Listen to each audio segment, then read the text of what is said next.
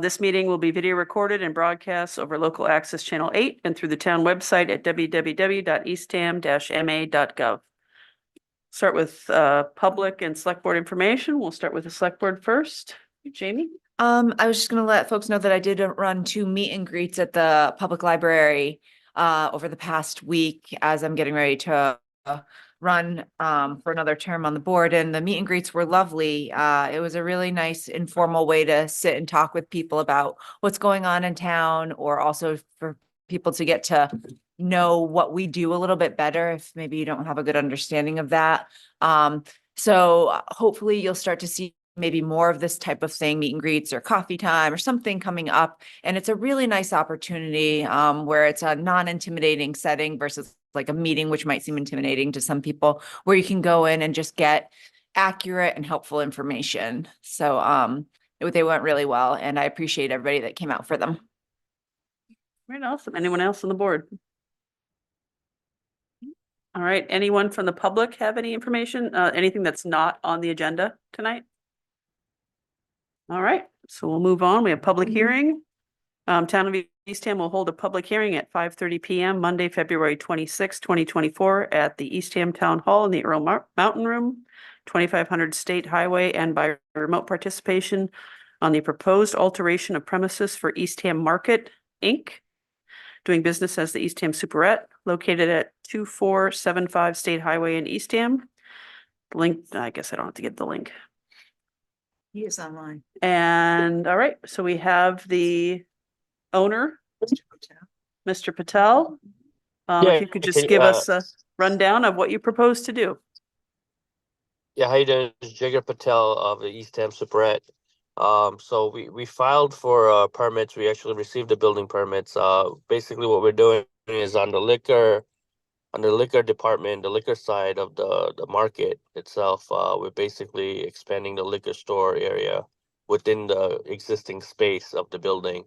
So basically reducing the interior storage area and expanding the coolers and retail space for customers. So there won't be any addition to the building itself. There won't be any expansion to the building or any modification, alteration to the building itself. It's all interior work. Okay. All right. Anyone from the board have any questions? Suzanne? I don't think your mic's on. It's not there. Did you say that there isn't going to be any renovation to the exterior of the building? I feel like There's a new door. I think it was showing On the exterior? Right. Yeah. So and sorry moving about the that. door, and it would be a double door. into the liquor store. No, on the Can't find that map either. I've seen that too. page. So the existing door is a single door. We're making it into a double door. That is right. I'm sorry I missed that. Thanks for bringing it up. So that is the only exterior modification, if you will. Does it move the door at all? It's moving to the door to the right a little bit. I don't know the exact dimension, but it's becoming from a single door to a double door to let in more light into the space, I feel. Yeah, I imagine it looks like it goes into the wine area. Not that I know the layout of Superette exact liquor store, but I know the wine area is around that corner to the back, to the as you come in to the right. So it looks like it takes up some of that space now. And I imagine with the extra coolers in the back, that's where then the wine will be in the back. That's correct. And then I am wondering what amount increase, I guess, Square footage. square footage wise. Not that I'm super great at conceptualizing those things, but Fair. it's a good question I feel like to ask. It's almost we're increasing the retail space almost about 1,500 square feet, I believe. I don't remember the exact square footage, but it's at least 1,500. Here. So it's we're gonna have more wine selections, obviously more products with craft beers and other products. Here to here. Okay. Yeah, and the cooler now is walk-in too, as opposed to just the front. I know the other one had been a walk-in from the back. Will that be then closed off? Yeah, so More the to the existing cooler that we have in space will become a wine cooler basically. And the new cooler will be a walk-in for the customers to walk in and actually grab their the products so at their convenient to make it more easy accessible and convenient for the customers. Jamie? I have a question. Now, it is a significant expansion to the liquor store. Historically, there has been a doorway between the grocery store and the liquor store, which are two separate businesses, correct? Correct, and that will remain the same way. We will make sure that there's a divider in between and closed off during hours where liquor is not allowed to be operated. I guess I do have some concerns with the increased square footage, this becoming a true significant size liquor store and still clear access to a grocery store, being two separate businesses. I feel like they should be two separate businesses at that point, right? I don't know. I'm just curious. Just because we don't allow grocery stores to carry, or markets or gas stations, anywhere else to be full liquor stores. That's not allowed in town. But it isn't open. I mean, they do have a door to close it off when, And Sam's, we allow Sam's.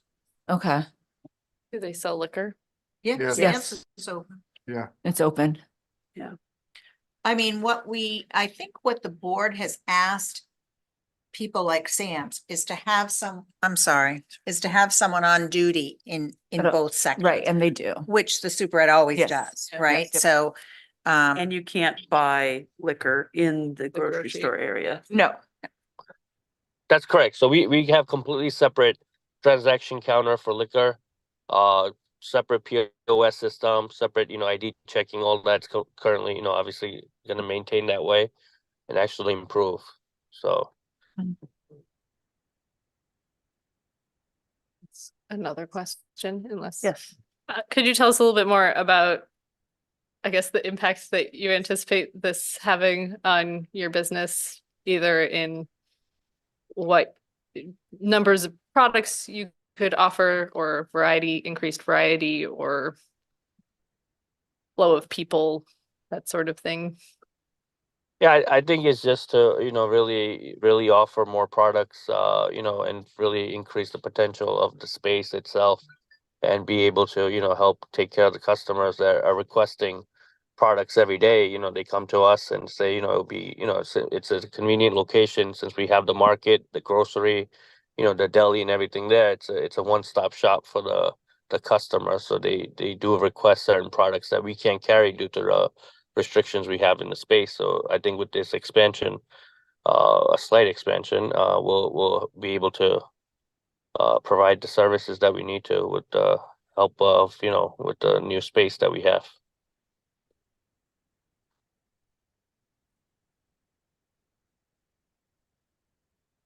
Right, Jerry? Yeah, this, just thinking about the door between the grocery store and the liquor area, when liquor is allowed to be sold, will be, and this grocery store is open, will be open. Am I correct? During the time of business? Correct. So that I can go into the grocery store and then pay, and I have to buy my groceries there and then walk into the liquor area and purchase something and have to purchase my product in the liquor store. Am I correct? Mhm. That's correct. That's exactly the way it is existing, and it will remain that way. Thank you. You're welcome. All right, any other questions, comments before I turn it over to the public? We can come back too. Mhm. Okay. All right, do I have anyone from the public that wishes to make a comment or have a question? All right, not seeing anyone in here. I don't see any hands up online. All right, so we'll close the public hearing portion and come back to the board. Jamie, you have any? yeah, I guess You know, I mean, it's no secret that I struggle a lot with like liquor expansion in town and substances in town, just because I feel like we live in a community that has significant drug and alcohol dependency and addiction and problems. So when I see a market in a town that doesn't have a true grocery store, and then I see an expansion and it's the liquor portion of the market, it's a disappointment for me. You know, all of our businesses are part of our community, and I think our community supports all of our local businesses.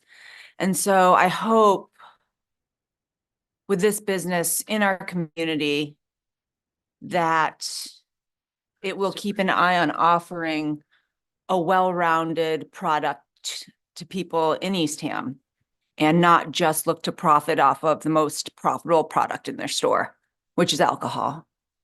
So I'm disappointed. Yeah. That's it. Oh. I hear you. Suzanne, do you have anything else? We need a motion. Yeah, well, once everyone has their, I mean, I feel silly saying about traffic concerns because traffic is kind of already bad, or if it would increase traffic to the store, but it's already kind of a nightmare.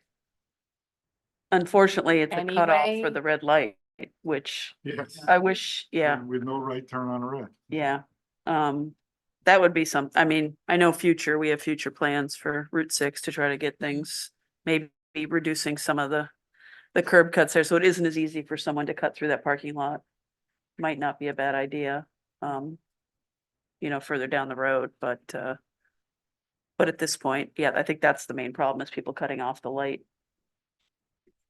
Oh, I just meant like increased Traffic. traffic of people Yeah. going Yes. because Well, I maybe, think if, the nip bans are really sort of taking off, and that would be one thing that I think would cut into the quick stops that people tend to make at liquor stores. So. Just something to think about in the back of your head that we don't have anything this year. We're not doing anything on nips, but it's coming. So, Mhm. all right, if there's no further comments, someone care to make a motion? Well, I'll make a motion to approve the alteration of the premises of Eastham Market as presented to us. I'll go ahead and second that. Is there any more discussion? All right, we'll vote. Suzanne, yes. Jamie, Jerry, Yes. and myself, I. So congratulations, Mr. Patel, 4-0. Thank you, guys. All right, thank you. Thank you. Appreciate it. Okay. All right, next we have Chief Bohannon here to present a request for additional police officers. Welcome. Good afternoon, everyone, or good evening, I guess, at this point. Yeah, Close, it's right? Thank you. I appreciate the opportunity to appear in front of the board again and speak about the police department, specifically about our staffing needs. You've all heard my in-depth staffing presentation, so I won't bore you with every single detail of it again. But I'll take just a couple minutes and give you a quick summary of some of the concerns and struggles we're having with our staffing. And then I'm happy to answer any questions. The police department hasn't grown in size on the patrol staff side since 1995. We haven't added an officer to our department, almost 3 decades. We have added one officer in that time who was our school resource officer at Northwood High School. Quite an important position, obviously, but does not help us with patrol work on a day-to-day basis. We're finding it increasingly difficult to adequately staff multiple emergency calls that are happening at one time. With the increased requirements on the officers for collaborating with outside agencies and say mental health situations, it takes additional staffing and more hours of the staff's workday to accomplish each call. And we're finding that second and third emergency calls, especially during our busier time of the year, are coming in, and we're finding it difficult to staff those multiple calls. Because of that, we frequently will send an officer to respond to an emergency call alone. Which is not adequate in most situations. I just mentioned this, but the increased workload at each call, the requirements of report writing, documentation of everything officers are doing these days compared to, 10, 20, 30 years ago have drastically increased. And the collaboration that's required through policy and training with outside agencies in such things as mental health situations or domestic violence situations is really taxing the officer's time more and more on every shift. Supervision is a big thing. Obviously, it always has been, but even more so these days in police departments. On a small police department like ours, our sergeants are our shift supervisors on each shift. We're utilizing our sergeants at this point really as patrol officers. We're assigning them as primary response officers to emergency calls rather than having them supervise, kind of sit back and supervise the response to those calls. That concerns me. I would like to have the sergeants making decisions, prioritizing where they can best be used and supervising not just what's happening at the call, but what's happening in the aftermath of the call as well. Proper staffing when we're short on officers. As you heard me talk about in the last presentation, we were this fall from about August until Christmas of the new year, we were short 3 officers, retirement, a resignation, and an injury on duty. During that time, our patrol staff was heavily taxed with forced unwanted overtime to just minimally staff our shifts so that we could continue functioning. I have serious concerns that that's going to cause morale problems eventually, fatigue, poor decisions being made eventually because of all that. And it just kind of becomes a snowball that's hard to stop at that point. One of our officers in the month of September was scheduled to work, I believe it was 22 shifts, and 18 of his 22 shifts, he was forced to work additional overtime past his normal hours, just so that we could continue covering our shifts with our minimal staffing. As you know, I'm proposing to add 4 officers to the police department. And what this would do would be to add an additional patrol officer to each one of our shifts during, and I'll say our busy season. I think people traditionally think of that as July and August. It's not really our busy season anymore. It's an extended busy season, probably sometime April 1st, mid-April through October at least. So we would have an additional officer on each shift during that busy time. And it would also allow us some flexibility during our off season to get our training and other requirements in that area done without forcing people to continually and over work overtime.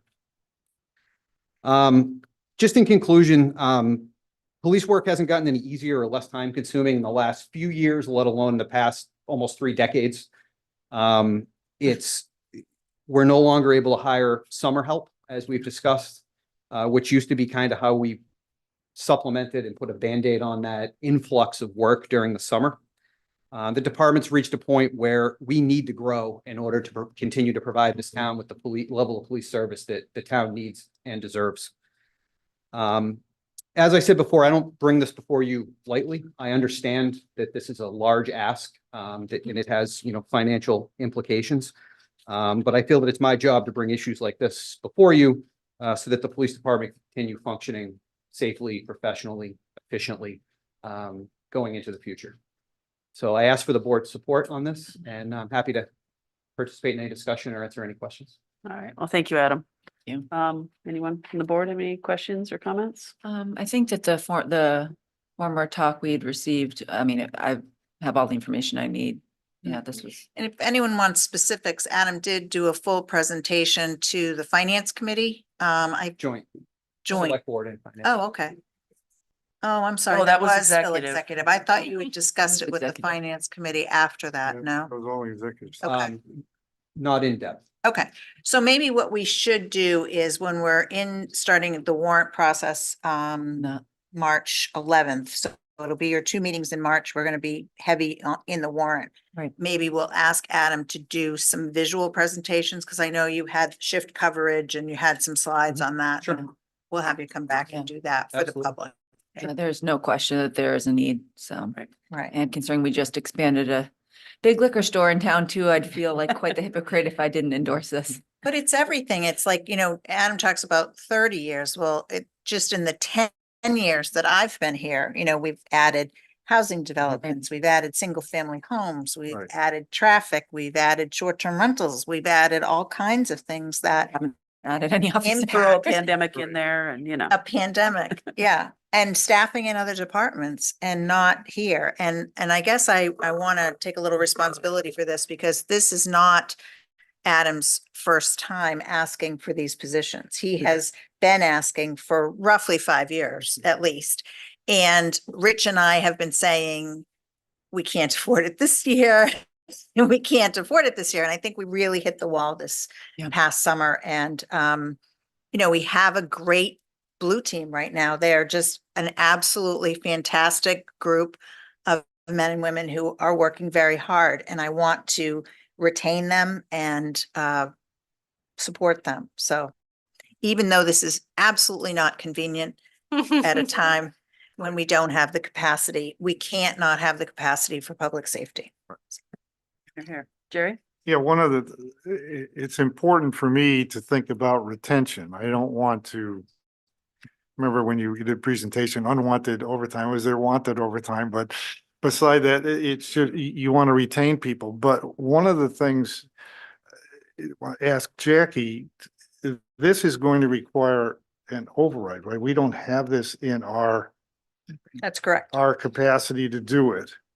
And I think looking at the citizens, this is a it's difficult. We need them, but we're sitting here looking at a tough year, a year that we're going to start paying for the high school bonds and so forth and going an override here.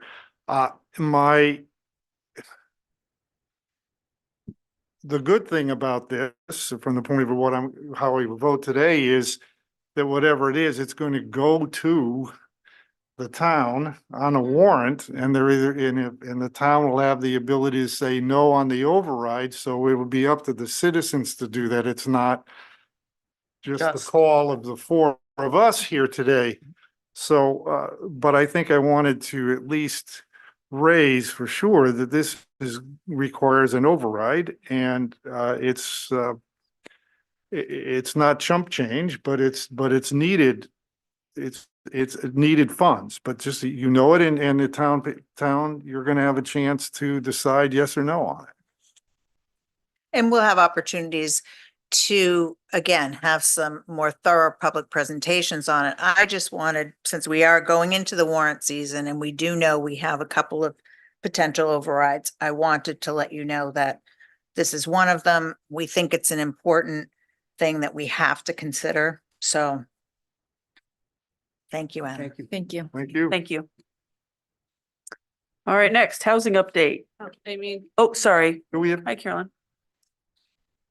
Sure. Come on up. Why the heck not? I'm just curious, because of what I read in the paper in other towns, will housing and the lack of affordable housing be an issue in retaining and or recruiting new officers? So that's always a concern of ours. We've been incredibly lucky as we've been hiring new staff where we've been able to find, I'll say, local residents, Yarmouth down this way in the general vicinity, where we've been able to hire people and retain them. Will that luck run out? I hope not. But even when we're not hiring, we're always recruiting. We're always trying to talk to, even high school students that are going to college for criminal justice, or we have a criminal justice student that worked for us part-time during the summer, just to try to develop those relationships and bring local employees back here. So hard question to answer definitively, but we're always working to try to avoid that. And police doesn't have the radius issue that fire does. Right. So they can live a little farther away, but they can just wait until another opening is closer. Right. All right, now on to housing update with Paul Legg and Rachel Butler. Paul, Good evening. He was here. Oh, there he is. I'm over here. Good evening. Paul hiding. He's hiding. Sorry, I'm fogging While up I'm here. controlling the Oh, go to. Rachel will join us in a minute. I got the first part of the presentation. So good evening. I wanted to give, well, I need the mouse to control that. Oh, this is working. Okay. Thank you. It's been a while since we gave an update on all things housing, so I'll try to be as brief as I can. I know we got a lot to do tonight. two main things I want to highlight in this first section is we have undertaken, and I'm just noticing all my formatting is messed up, so disregard. I don't know what the slides are. Nobody knows what it was supposed to look like. Look Right, great. exactly. That's Like, fine. we're like, looks good. Nice looked big great. typewriter font. I like that. We've undertaken an update to our 5-year housing production plan, and I want to go over that. And then I wanted to take this opportunity to kind of go through some of the identify what we're doing at the local level and how that aligns with what's going on at the state, particularly with the housing, the affordable housing bond bill that the governor's working on. So kind of big picture, we have a lot of plans in town, and we're always striving to make sure that those plans are talking to each other and are in alignment with each other. We have our strategic plan, which is broad guiding principles and goals. The two main goals that talk directly to housing, there's overlap amongst everything in the plan, but the two housing direct goals are diversify housing options and encourage and welcome a diversity of residents. Kind of working from the top down for strategic plan. Then we have our community housing plan, which isn't really a formal plan. It's more like a framework, but it's an important piece. And now I can see where my formatting is going to get me into trouble because I got missing items, but we'll muster on. It's an important piece. The community housing plan was what Jackie put together. And it really is a bridge between the strategic plan and the housing production plan. And it really, the core of it, in my perspective, is it coordinates the efforts of staff with the policies, local and state level programs, funding, leveraging funding, acquisition of property opportunities, and then our management and maintenance of the property we own, which we'll talk about secondarily. And so it really kind of targets the efforts, a coordinated effort amongst staff to make the most of our resources. Then you get down to our affordable housing production plan. And the housing production plan is really just, it's a state required plan. Every town is supposed to put one together, and the primary function of it is to demonstrate how our town's going to meet the state's housing production goal, which the big goal is to get to 10% of our year-round housing stock to be affordable. And those are the units that count on the state's subsidized housing index, the SHI. It's very important to understand, though, that if it's a huge undertaking to get to that 10%, and even if we do, if and when we do, when we hope we do, that doesn't solve the overall housing picture. It's a piece, but this plan is really, like I said, it's mandated by the state that we put it together, and it has certain criteria that we have to put in there, and I'll go over that in a minute. Eastham's housing production plan goes a little bit beyond what the state recommends or requires, because we build into our plan production goals that go beyond the subsidized units that they want to see. So we're looking at, can we do attainable housing, workforce housing, and get those loaded into the production program. So we are looking to bring together a strategic plan, the community housing framework, and our affordable housing plan. So everything's kind of in sequence, and we're coordinating our efforts. And really, the state's goal to get that 10%, what it means is we got to produce 16 units every year just to keep pace. And this is a sliding scale, because every year we add more every time we add more year-round units, or any unit, year-round units, our SHI ratio changes. So it's a never-ending cycle. So just a quick overview on the housing production plan, what it is. It has these categories that we have to, well, these formatting really got messed up. So it includes an assessment of our housing needs. So we're looking at census data. And then, like I said, we add in an alignment with strategic plan, our community framework, things like the market study that we had done a couple of years ago, all the zoning work that we've been doing, all this stuff gets integrated into our housing plan. We have to identify priority housing needs, and currently the #1 need is subsidized rental units. We also need to diversify our housing options. We need home improvement support, special needs housing. which gets to, you know, dedicated like ADA accessibility, but also just supportive services for our aging demographic. So it's not necessarily that you have actual, you know, documented disability, but supportive services. The plan identifies challenges to development. So we're looking at, we know we have our wastewater issue, which impacts our ability to, you know, add units in any great density. We have limited developable land. We all know we have the seashore. A third of our land is locked into preserved as national seashore. So that definitely cuts into our developable land opportunities. We have restrictive zoning. Again, we're doing a lot of work on it, making great progress, but overall our standard density is for the residential zone is 1 unit per 40,000 square feet with some exceptions here and there depending on it, but that's our baseline. So that's working against us. And obviously we're always impacted by funding and the seasonality pressures with our fluctuations in the summer. So part of the plan, the other part of the plan is we have to outline housing production goals. So like I said, this is like laying out how we think we are going to create these units to get to the 10% goal and beyond.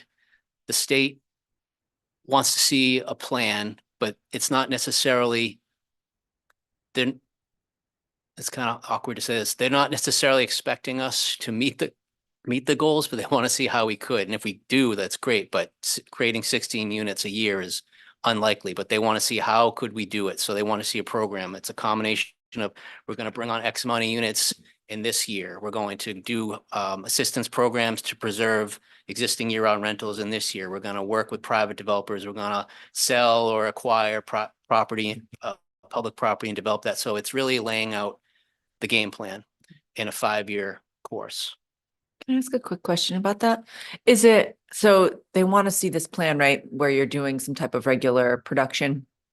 And most likely with Eastham and the direction we're going with some of our large projects that are coming in the next 10, 20 years, we're probably going to have huge housing production in a shorter window.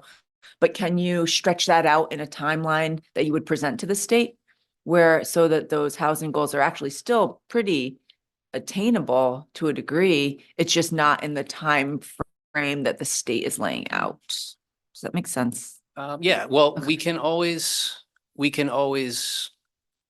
Give it the- coordinate our local efforts and update the state. I mean, I think they always are open to that and they like to see that. Mm. But the housing production plan is kind of locked into this 5-year thing, and it all relates back to the state statute. So it's kind of just a formula that's locked in, Mhm. and it relates to the state 40B statute. And the big kind of carrot and stick thing of this is that if you produce not so much the 10%, but if you show that you are producing a certain amount of units in any 1 or 2 year period, so if you produce like 0.5% of what you need, or over 1 year, or 1% over 2 years, if you actually produce some units, you get what they call safe harbor. So you could Okay. potentially turn away an unfriendly 40B development if one were to come in that wasn't, you know, appropriate for the town. So that's kind of like what they put out there is, here's an incentive to create units. 16 units every year is daunting. If you can create 0.5%, 1% in a shorter period. So it's all locked into this Okay. statute and the limitations that go with it. Or in that, does that mean we would maybe not get a choice in accepting or denying a 40B? Absolutely. Because Don't do it, yeah. I think there's like a letter to the editor in the Chronicle about the state requirement to meet this, and was like, do we even really have to do this? And that's a very interesting detail of, they will force us Yes. in a way that we might not enjoy if we don't Right. move towards So- this with our. Regardless of if their program actually works for the Outer Cape or not. Right, and I mean, it's the right thing to do, so I'm not. Oh. Right. I'm So the not- state is not Kind of. checking up on us all the time and saying, where are your units? Right. But it's just, if we don't, it creates the incentive that you want to work towards it, because you never know if something may come down the pike that You want control over it. we don't control it. So Well, sorry, I had to go out trying to avoid coughing, but with the 5-year if you have the 5-year plan and it's okay, do you get the safe harbor for that 5 years and then you do another one? How's this, how does it, yeah, you have to It's- produce something every year. There's, the safe harbor could be for, it's a 1-year safe harbor depending on how many units. So it depends on when the units come on. So if you do like 0.5% or Mhm. any time within the 5 years, if you would get that 0.5% or 1% over a 1 or 2 year period, you can get the safe harbor for a year. What- So it never really fully goes away unless you've actually gotten to your 10% and you're maintaining your 10%. Right. And what would our 0.5% be or 1%? Oh, 10% that's a great question that I should have an answer to. off the top of my Well, head. isn't 10% about, I mean, don't we need 270, I want to Yeah. say? So 1%'s 27 in 2 years. So if we create 27 units, Yep. we get 2 years safe harbor. So If basically, we're only half of that, we only get 1 year. yeah, the only time we've ever achieved it is when we did Nausicaa Green. Nausicaa Right, Green. yeah. But that still only gave us 2 years because just because you go Right. over the 1% Right. doesn't mean you get more years as safe harbor. Now, It's Still not to your 10%. does the unit have to be completed or we're in construction? Let's use the example above the Council of Aging store. We're working, I mean, if we're working on that, does it count or it has to be ready and I think ready. ready for rental? It's not, I have to check the exact time. There's a period of when, after it's been approved locally, like permitted, and I don't think it's at the point where it's like fully rented. There's like a certain threshold where Okay. you're over the hump of like the project's actually going. I'd have to double check exactly when that is. I don't remember from the Nausicaa Green one, but Because I know we had the Nausicaa Green, we had the lottery before it was finished. Yes. right. So maybe something like that when you Right, actually. there is, yeah, I think if it's it depends, I think too, on what it is, like if it's a comprehensive permit, a 40B, like a friendly 40B.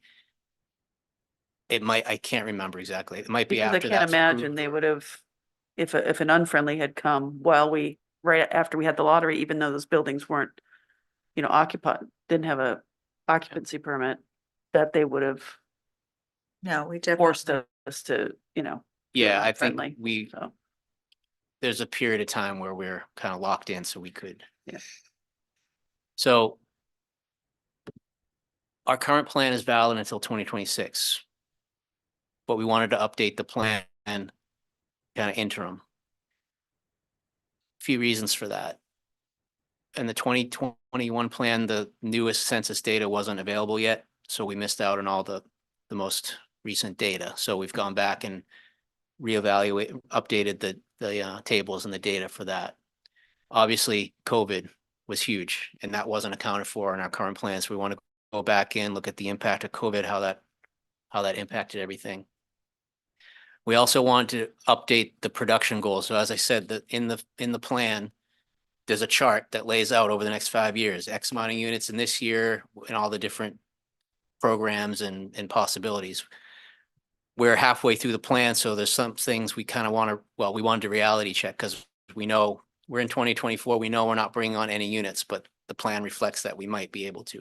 So we want to kind of reality check that and kind of stagger out for the remaining years of the plan where we think actual units might be, so it's more tied to reality. And obviously this would build towards the outer years where, kind of getting to the other reason, we want to make sure accurate information for the upcoming big decisions that are going to have to be made on our town properties, Northeast End Village Center, Tea Time, Town Center, the COA. These are big decision points that are going to be coming up. Don't know exactly when that will be, but we know it's going to be, if it's in this cycle of the 5-year plan, it's going to be in the outer years, and then it may be beyond, we don't know, but we want to kind of make that information available so it all kind of comes to a boiling point where we're going to have all the work we're doing with zoning, all the analysis we're going to be doing on development options for these properties. We want the housing data and the census data and everything to be there so that we have a good decision-making process. So These are just kind of some selected highlights from the plan, some of the findings. So as you would probably guess, we continue to lose population in the younger demographics. Our 65 and older continues to gain. I won't read all these, but 96% of our units are single family homes. So again, going to the things I highlighted, we don't have great housing diversity. We're losing rentals. We need to create rental units. We need to create things, alternatives to single family homes in higher densities. All of our new growth is basically the new units we brought on. It's all been second home seasonal use. COVID, again, I think we all kind of know the realities. This was just a good data check to put into the plan that it's exacerbated the housing market. Median home values are sale prices are going through the roof. And it's affected our year-round population again, as folks are using their properties differently. And also the short-term rental market is wreaking havoc with our rental. So, and I didn't put the slideshow in the packet, but I will make it all available to you, and you'll have the full plan too once it's totally locked in. We're just waiting for a few minor adjustments. Great. The information in the packet was really helpful, too, though, that was already in it. What Thank you. what we're planning to do in the Housing Trust, we're working together on this, is to come back to the board, like when the plan's like fully updated and finished. And we can go over it again at that point, but really request kind of a re-endorsement, so we get kind of everything locked in and in sequence. So that would be scheduled for an upcoming session. The last part of what I wanted to go through, and I'm not going to go through all the slides, but I just want to highlight, and I'll make this available, is we're looking at what these next few slides are, is just charts looking at what are the demographic economic trends we identified in the housing update? What are the housing priorities, which I've kind of already highlighted, but then what is in this upcoming Affordable Homes Act that is making its way through at the state level? We don't know what will be in the final bill, but this is based on what's included at this point. So, Do they have an idea when that bill is gonna? yeah, I did. By the end of the year, right? The fiscal year. I did just get an update from Senator Sears' office, and they said that they had a hearing on January 18th, and it was a good showing, a lot of support, and the bill's been extended to April 18th to give time for the committee. The Housing Committee is still deliberating. And actually Senator Sears having a info session tomorrow. Oh. And they're going to be basically between now and April, they're looking for more info. So one of the things that I'll highlight is a big component is this seasonal communities component, which hasn't really fleshed out what exactly that's going to be, but this is like an opportunity, like they want to hear, like, what should we try to put in this to flesh it out? So again, just highlighting where some of the funding allocations are in which state programs and how that might benefit what we're doing locally. So we need money for workforce units for first-time home buyers. Again, the demographic that we're losing. There's money being put into that for affordable housing trust funds, for home ownership opportunities. We have the aging housing. All of our units are from the 80s, early 90s. So deferred maintenance, aging housing stock. There's home modification money and home modification programs, which again, that could benefit first-time home buyers. It's also a big component for modifying your home. So we need opportunities for folks to stay in place or downsize. And either way, they got looking at home modifications, adding an ADU or making it ADA accessible. So there's program funds in that.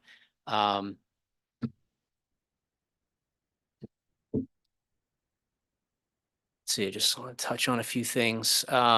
I mentioned loss of rental units. We went from 470 units in 2000 down to 168 in 2021, and we have like almost a 200 unit gap in what we need. So there are funding allocations in place for in the state affordable housing trust fund. There's a smart growth housing, what they call Housing Works Smart Growth 40R program, which we are investigating to do locally. So there's funding that looks like they're going to re-up the funding on that. So it creates incentive payments for towns that adopt this 40R affordable housing zoning. The Housing Works infrastructure program could be potentially huge for us as an opportunity. They're looking to put $175 million into that. Those are really, that program's geared towards projects that are going to combine infrastructure with housing, land use development, which is exactly where we're going to be with Northeastham. We got wastewater, we got Route 6 corridor itself, and we got the Teton Town Center. So that's one I'm watching very, very closely. It could be a huge program for us. And again, that gets to, we have limited diversity of housing. We need to create rental units. We need to create alternatives to single family homes. So those programs could be lend itself to that. My last slide here, again, just highlighting, we got affordability gaps with the housing prices. We have, again, I mentioned the lack of available rentals. Cost burdens are continuing to increase. There is the local option transfer fee, which is part of the housing bill, which would allow towns to adopt this and basically a new funding source on higher end real estate transactions. There is a bill that I didn't know about.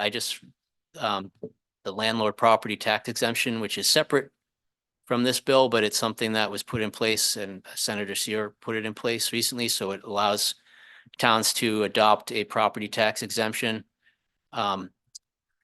if it's rented to a person or income restrictions. So that's another item we could look at. And then, we're working on our local Eastham fund, which isn't part of the state, but that's a big important piece for us locally. And I know that's working its way through the state process. So So are those all pending or Yeah. available now? They're part of the Pending. bond bill. Pending. Yeah. I believe the landlord property exemption is available, and Oh. the Eastham fund will working separately. Right. So everything else is in this pending bond bill. So we don't know ultimately what is going to remain in it or what the funding amounts are. So I just wanted to bring this to everyone's attentions and then just kind of highlight, if it goes through, it could be very helpful for us. And obviously we want to Quite a, support the bill. quite a So- bill. Paul, do you know, like, the transfer fee, if that would be tied to only being like CPA money, sort of, where you can only use it on affordable? Will it be just for deed restricted properties? I think it's just for housing, Yeah. affordable housing, so. Affordable. Yeah. Okay. Okay. With Well, the 80 AMI? Mhm. And it restriction? might even be more than, I don't know, again, have they determined that yet? No, Okay. I so. Okay. don't think so. Got it. Sherry? Yeah, on the landlord property tax exemption, I know Provincetown has something with if it's under 80% AMI, but they are significant and very restrictive rent parameters, HUD rent parameters you have to do. Are there do you know if there's any type of rent parameter or how much you can charge, et cetera, in? I'm Senator sure Sayers' there bill? is, Joe. They wouldn't They- do it without that. But it is up to 200% of It's up to- AMI. so Yeah, it does I know, go more that's to right. workforce. Whereas the Provincetown one is only at 80% AMI. Right. Understand too, when we're talking about affordable rents, Teen- they're not, they're not, They're not yeah, low. They're not low rents. rents. Yeah. Some people, for instance, get an additional subsidy, but they still start quite high. I know when we were doing Nauset Green, that was a big issue, was, the rents are starting over $1,000 a month Yeah. and they go up from there. So, and that's considered affordable because some of them are subsidized and Right. some of them are not. Yeah. Great. So again, that was a lot of information. I'll make the slides available for anyone who would like them. I'm going to ask Rachel Butler to come up. So, I think Susan. Suzanne had a quick Oh, question. oh, sorry. Yes. So 2 slides back, it was like 175 million where for projects that kind of like put all of the things together, do we think that we would be ready in time with Tea Time and Northeast Tam for that sort of funding? I think so. I mean, everybody, there's a lot of people that are going to be more shovel ready. I mean, but we've just had a lot of projects funded in the lower and outer Cape that still have funding gaps. You know, they've been funded by the state, but there's still wide funding gaps. So people are, still kind of scrambling even with those. But I think that we will be ready for some of these things. I don't think how this is going to roll out is going to be quick because they have to fund it and then they have to develop policies around all of that. Okay, so it should. And so usually even under fast, this has been a very, very, very fast working year for a lot of people in the governor's office and Julian to work together to do this, but even on the fast track, it's going to be another full calendar year after they pass it Okay. before we start seeing money. Okay. And I think at that point we'll be more ready. Okay. Yeah. Yes, And wastewater usually what especially. happens, I mean, the money gets appropriated, but then it gets filtered into these programs Right, and then it, gets Right. apportioned out over a number of years. So okay, okay. there won't be like 1 year where if you're not ready, it's like all the money's right there. So it's Okay. staggered out over. a few That makes me years. feel better. And it's very important for us to look at when they start rolling out the legislation, where the funding stream goes, because sometimes it makes us ineligible for it because government entities aren't, where it goes down through the community development corporations or other. And that doesn't mean our citizens won't Yep. benefit, but it does mean that our projects might not benefit. Okay. And the seasonal community component, again, that's not like fleshed out, but That's a lot of times for state grants, like it's based on, population City. and then we have, city versus town and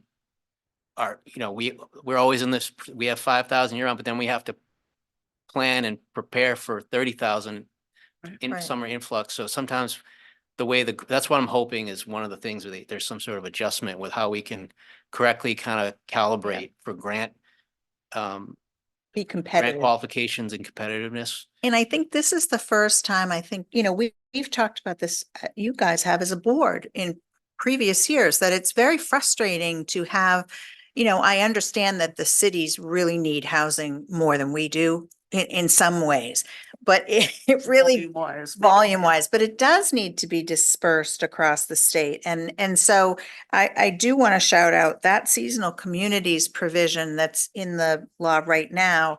That's Elisa Magnata of Housing Assistance Corporation, who's been working with the governor's office for a year on that one issue alone. She's really done the yeoman's task of trying to build that into this legislation. And it's really quite brilliant because it allows us to have a category of our own. Like they've carved out now a category for cities that are on transit systems Mhm. and now we get our own category. So I hope that stays in.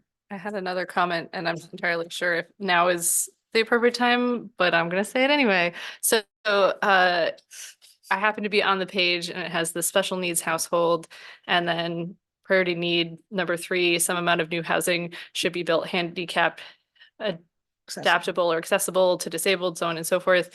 Goal of 10% of all new units created.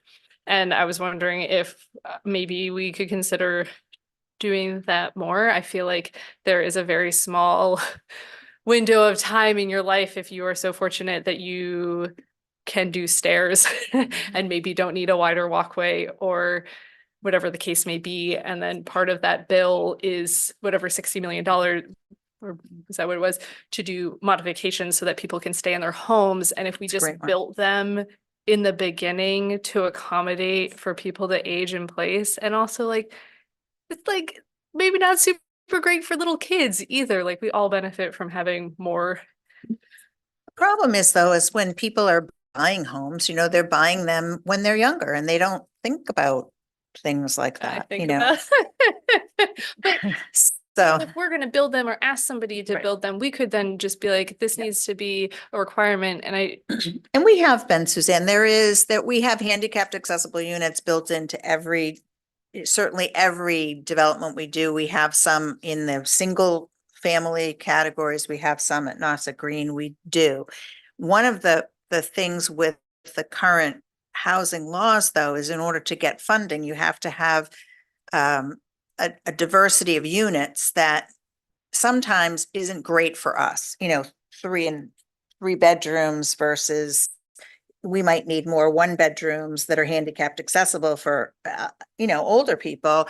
Our community might need more of that, but really we have to keep doing it across the board in those developments if we want state funding, there's great reasons for that. I'm not saying it's a bad idea. I'm just saying that sometimes I think we'd like to look at the formula and go, oh, could we do more 1 bedrooms here and less something else? is there something preventing us from making the choice ourselves to just make Yes, the money, units? Yeah, lots and lots of money. If I can just say, when you do the larger developments, they do require that you do a percentage of handicap, not only physical handicap accessible units, but sensory units as well. But we're not allowed to go above that? You are allowed. Oh, no, to we go can- above Oh, yeah, that. we can do more.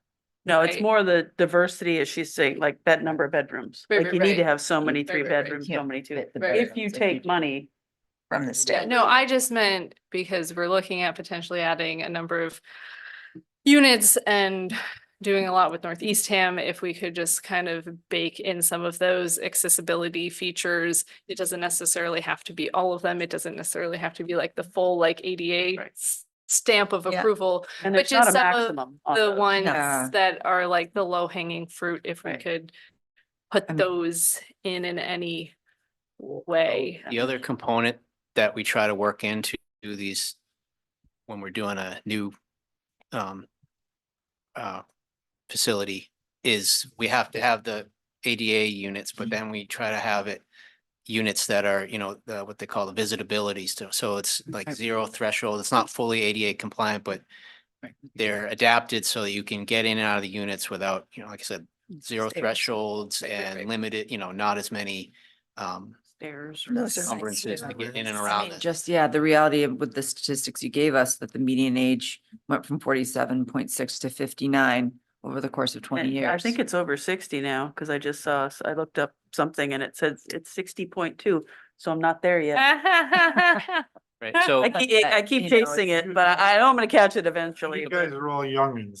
basically all we have are single family homes, which aren't great Yeah. for the aging demographic, but we Right. we need to create apartments, ADUs, other things that are more accessible and downsizing opportunities, which in theory would open up opportunities for the younger folks to get.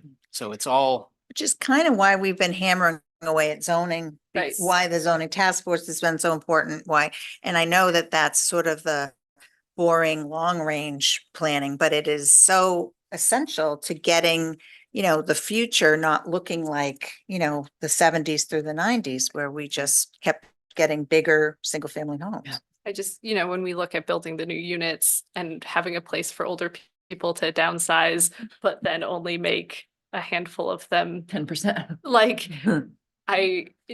there's just, things that could be done, and I hope I'm gonna be a little squeaky wheel about it. it's fine, it's an important piece of it. So I'm gonna segue, so the housing production plan, another piece, it has, what are the strategies? And part of that is regulatory strategies, capacity building strategies. One of the capacity building strategies that was in the plan that we've completed is to bring on a housing coordinator, Rachel Butler, who's been doing outstanding work. And that ties into our community housing plan, because again, Jackie has brought in the focus of trying to get all of our departments to focus on housing coordinated. So admin, finance, planning, housing. And so we have Rachel Butler. And so we've been talking about kind of big picture policy things, and we just want to dive down into like some nuts and bolts of actual what's going on with our properties that we have right now. And over to Rachel. I'm just going to give you an overview of the properties and the programs, and stop me if you have any questions, or Paul or Jackie if you want to add anything. Mhm. 255 State Highway, Beach Plum is a, 2-bedroom main house and 5 motel units that, the 5 motel units we're looking to redevelop. In preparation for that, we have installed an innovative alternative, septic system. And we have put out to bid architectural services for, design of, housing options. And we'll be starting to work with SV Design, hopefully within the next week or two, I think it is. Kickoff meeting in March, beginning So, of March. And hope to have some concepts within about 4 or 5 months. Yeah, I'm hoping that we'll have some good concepts to look at before town meeting, or at the very longest by the end of the fiscal year, Ooh, by that's- June 30th. That's so fun. Yeah. Yeah. Mhm. It's gonna be- The fun RFP part. was interesting because we're asking the architect to come up with 3 separate proposals and then bring one of them that we choose to 25% completion. So it's ready to go to the next phase. And part of those design concepts will be cost estimates to Mm. go with them, so we can have a good idea of what each is going to Yeah. cost and what makes sense. Um, And then we'll look at the second phase for design in June. Any Great. questions then? And the house is rented now. And the Yes. house has been. Are we looking to fund those renovations ourselves? Well, this is the big question. So once we get the design and we get the cost estimate, then we have to make a decision, because we had purchased those thinking that it would be great for more workforce housing as opposed to capital A affordable. Mhm. But we may not have the ability to do that in our, we're very stretched, as we, have been discussing. So we may not have the money to do that, and we may have to talk about other options, but Okay. we're keeping it open for right now. That project doesn't have any CPA money. It's sort of free and clear right now, and we could go any way we want with it. And it may be something where we might want to collaborate and do, if we have 4 or 5 units, do 2 strictly affordable and 3 workforce, or 3 affordable and 2 workforce, something like that, so that it's If they're all 1 bedroom yeah, they're all gonna be, I think, or we're 5 talking bedrooms. 5 everything but bedrooms the max. house, Yeah. So more to come on that. We've More been to come. kicking it around. Yeah. for a Right. while. 580 Massasoit, we're working with the design engineer consultants for historic renovations and code upgrades to the exterior of the building. Also, the interior will need a, Fire suppression, thank you, fire suppression system. Um, right? Yeah. Sprinklers, and some ADA accessibility. because the code requires the fire suppression to have retail and housing in the same building. So there is capacity for 2 housing Oh. units there on the second Okay, and third floor. okay. We just need to fit, the ceiling would need to be fireproofed, Mhm. new fireproofing, and then we need definitely a sprinkler system in that building. But that's part of the external historic renovation, because safety and code upgrades are included in CPA funds. That's great. Sorry, Rach. That's okay. But with that, with working with the architect and engineer, we're able to get some cost estimates that allowed Paul to put together a CPA application for historic funds for that. Great. Which has been approved to move forward to town meeting. So that'll be a warrant article for you. Or CPA warrant.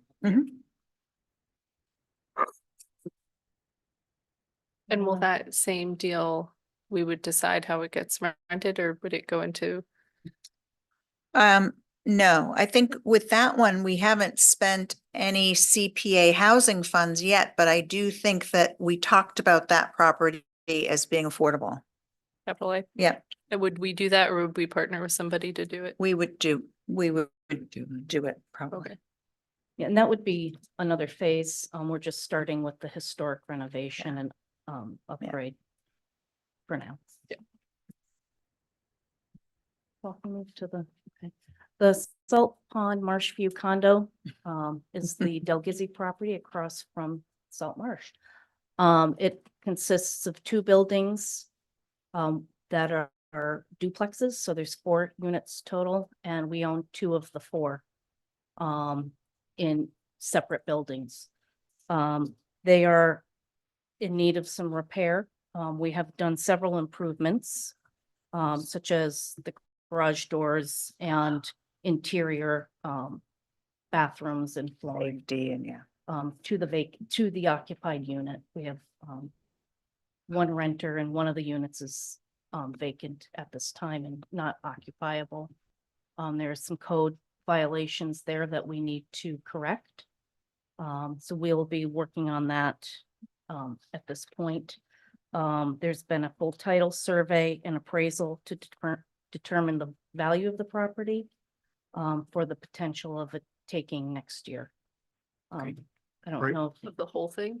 Yeah. Yes. We own a unit in Each each. building, so that, So basically, Upgrades it. we have a huge barrier to renting these units because they need windows, a new roof, Siding. and new siding. So a lot of the exterior envelope, and if we do the repairs on the exterior envelope, you can't do one Yeah. side of right? So it's very difficult. So, this has the been a challenge from the beginning, but the only real way we're going to make progress is by a taking. And when you do a taking or a purchase, you have to pay the assessed value, the real property value, not what we consider the assessed value, but what a neutral appraiser would say is the assessed value. So that's going to be a challenge, but I'm hoping that with that property, that piece of land is so beautiful.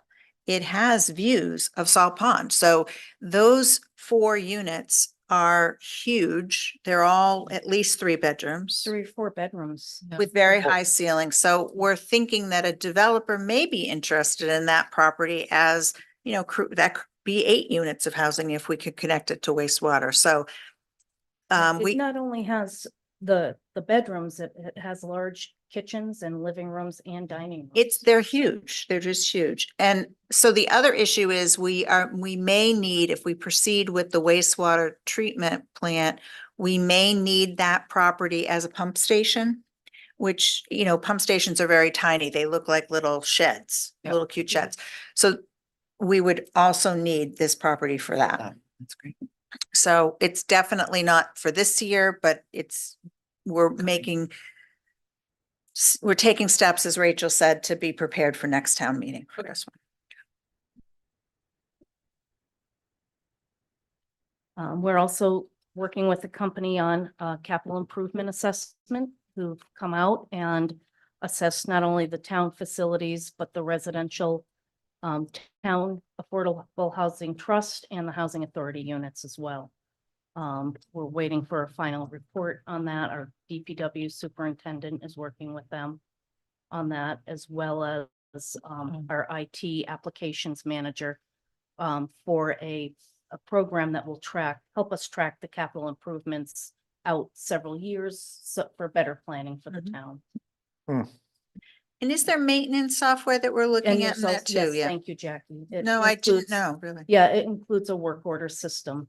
Which as is we- going to help us Yeah. amaze. Yeah. so we can prioritize and Do preventive. plan Yeah, and plan them right. better, plan. And And again, put a new roof on before it starts leaking. Mhm. Right. we decided to add the trust properties, all of the housing authority properties, and all of our town-owned and town-owned buildings to this list. So it's Okay. pretty comprehensive, but it'll allow Rich to helps begin a capital plan for the housing units. As well as to just that maintenance, all that maintenance organization will be really helpful. Okay. Well, just one, so And that was a grant from our insurance right, company. Rachel is now going to be overseeing which I approve of this, the housing authority maintenance, because that wasn't, when I was on the housing authority, because it stated. it We're not was No. there different. yet. No, we're not there Not yet, there. Jerry. We're not there yet. Okay, We added their units because we need to know what the right. Right. capital status of You're their. right, and for large capital, Yeah. the housing authority has generally come to the CPA.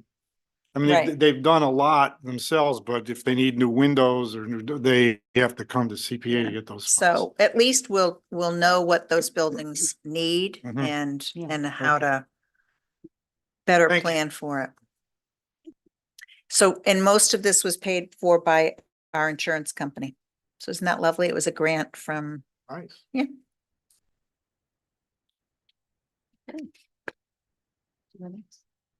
Our rental assistance program, that is run through the Affordable Housing Trust with support from the town. Homeless Prevention Council is contracted for the next, well, we're going on its first year, so another 2+ years. Right now, we have 9 participants with about 7 pending applications. So that program's growing. That program provides subsidy to a landlord to assist tenants in their rent, and includes a case management component for goal setting, for self-sufficiency with the case managers at Homeless Prevention Council. Somebody's having trouble with their credit, trying to fix their credit, or is looking to improve their job situation. They will work with them on that as well. That is paid through CPA funds, as well as an Article 4 money from 2022 town meeting, up to $50,000 for those earning over 100% of the area median income. and I think these are awesome, forward-thinking programs that the trust has had for years, but really helping people stay when they finally get a rental, helping people stay in that rental, which is just as important as creating new ones. Yes. Housing Emergency Loan Program, that is coming up on the end of its first year of the 3-year contract, and that is run by Harwich Ecumenical Council. And so far this year, they've been able to complete 2 assistance programs with 2 families in Eastham, and 1 more is pending. Oh, great. So that, those, each household would get up to $25,000. I don't think the 2 that went through needed the entire 25,000, but they've been able to do their home improvements That's great. that were needed, so, the accessory dwelling unit, the ADU incentive program, is in development. Again, that funding for that program, was slated in the Article 4 money up to $100,000. And we will be, working on that, this next few months, trying to provide, maybe like small, funds that would help a homeowner who just needs to get over that threshold, who doesn't have the initial money for maybe an architect or septic plan, to help them with, maybe up to $5,000 or $6,000 worth of costs. And then, perhaps loans after that. And this one's been particularly challenging Yeah. because of the post-COVID prices. Yeah. Yeah. So, And we would work in collaboration with HAC and the CDP, who both have their ADU programs up and running, but they don't have the money to provide assistance to the homeowners. And then with this assistance, that's also income-based, right? Like, is it a? No, not No, necessarily, really? not the, Okay. not the money Not that the we ADU. set aside. Okay. the goal is really just to create More. new Okay. units. And it's interesting, we're also finding some accessory dwelling units that weren't counted. So rental units that we're pulling into our legal rental system that were kind of out there that are going through this, which is kind of interesting too. Yeah, a lot of the things we talk about, we discuss CPA funds. And I know in the past, we had been giving about $400,000 to earmark just for affordable housing, for not just for building things or anything, but for lots of these programs. How much do we have any left, how much do we have in reserve? What's in the Affordable Housing Trust earmarked funds already coming that have been designated from CPA funds and approved through town meeting? How much do we have? How much is there? Yeah, I don't have the numbers right off the top of my head, but I do have it. And I can provide that to you. And we're no- basically saving for our larger Yeah, development. I know, we need, Yeah. you know, we're looking at tea time, we're looking at the other, I mean, Yeah. you can only go to the concern I have is you can go to the CPA well only so many times. So what do I- we have and what do we do? Yeah, And we have I done can some- tell you that the contracts, for, the RAP program, this current contract, we have encumbered 275,000. And then for the help program, it's 295. So we've already used some of that this year. Trust has about $1.8 million, but a lot of that, as Rachel said, is already encumbered to run these programs for, they run on Several 3 year years. cycles. Yes. So we have probably closer to, and some of that, so we probably have closer, Rachel, we can follow up with the exact numbers, but closer to 700,000 that we could utilize to deploy for these various projects. For Like the if we project. want, like I said, when Massasoit comes online or the Beach Plum, if we want, you know, if that came on tomorrow, say, and we just say, Right. we want to have those units qualify, we could tap in a housing trust. But what we're trying to do with CPA is build up the housing reserve. So this year for CPA, instead of the housing trust requesting money directly, the request is to have it stay within CPA, but have it dedicated into the CPA housing reserve. So we start to build that reserve up because, so again, when the big things. Right, yeah, come up, we- within that 60%, because you have 10% for the 4 items, and so you're looking at that 60% that CPA can go anywhere. You're trying to take some of that and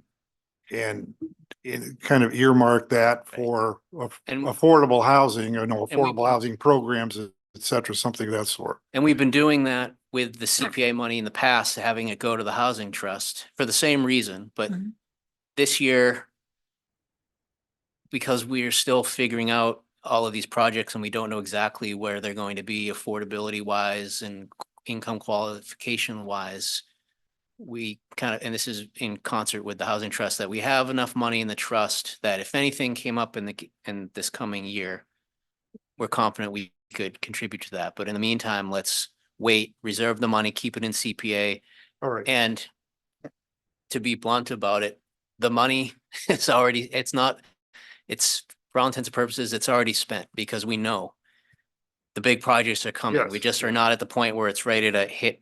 Mhm. and And I'll tell you on- how critical it is, like when we were doing Nauset Green, the rubber really hits the road after the project is funded by the state. And then we do the math again, and then there's always a gap between what the state has given, what the town can give, and then there's this. And we were, I don't know, Carolyn, what, 3 weeks away from closing or 1 week away from closing?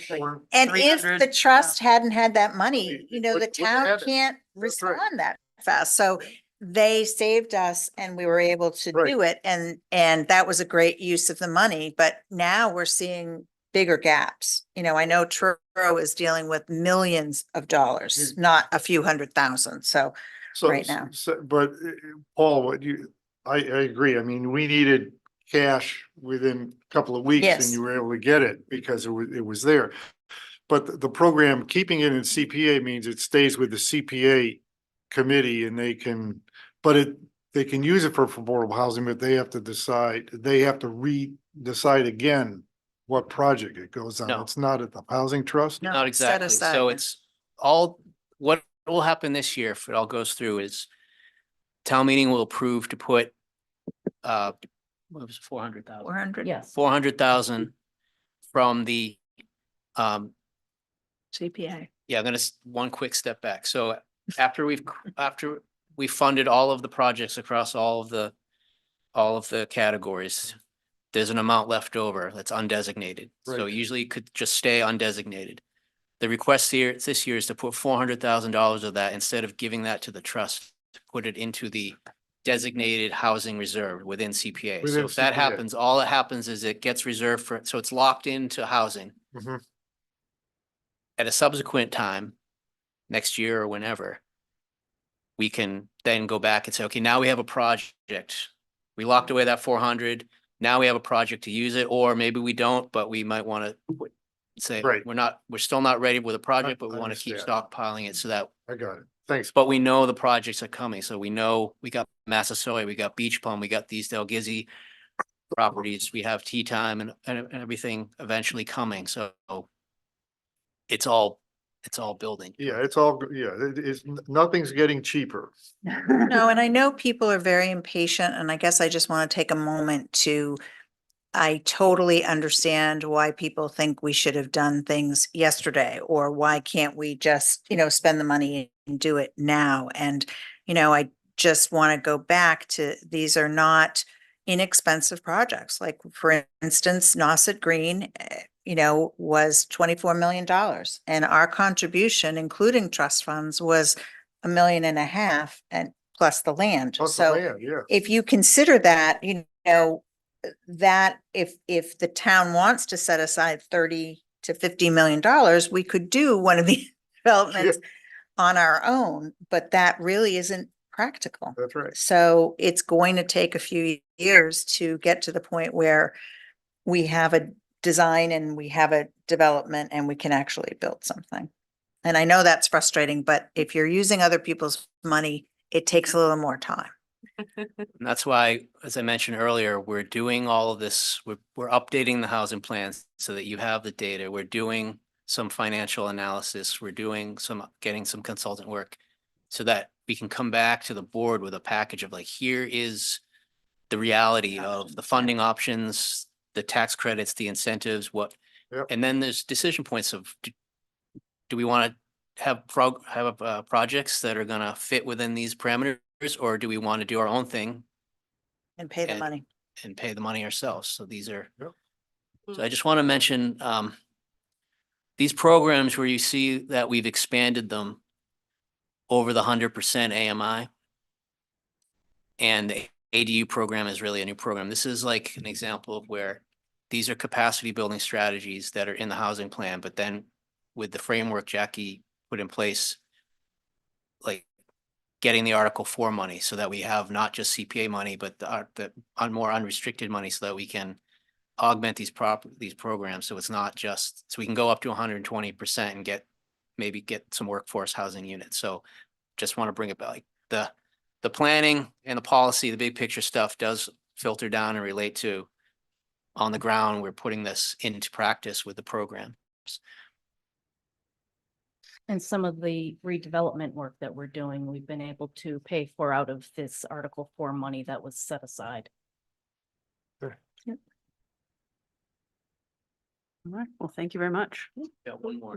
One more? Lastly, All right. property management, previously, Community Development Partnership had been managing the 7 affordable housing trust properties in one town unit. They had been doing that for several years. When I came on, there was discussion about moving that back to the town. So that's one of the initiatives we've all been working on. And the town has assumed the management of those properties as of July 1. That's included administration, community development, finance team, and the DPW. In preparation for that, the town hired a facilities and maintenance person who does the maintenance on the properties and manages the maintenance on the properties, as well as the town facilities. And How's I, that work? Oh. and I sorry. think to just let people know, this is not something that's a forever thing. This is something that we did strategically because we already have town buildings all over the town that we have to maintain. So adding, 8 units of housing to that was not a huge leap for us in terms of maintenance and costs. So right now, it's more cost effective to do it that way. at some future date, if we Yeah. had more of a portfolio, we might then go out to bid again for property management. But for right now, it made sense for us to pull it in-house. And where these are affordable units, there's the component of annual income recertifications, which I'm able to do. It's, you know, it's Yeah. 8 properties. It's not a huge undertaking, so it's manageable. And going back to development of new units, also in preparation of that, we are working with a consultant to do an affirmative fair housing marketing plan and selection plan, tenant selection plan, to determine how we will choose tenants. Lottery will be set up, and how that's going to work when we fill the units.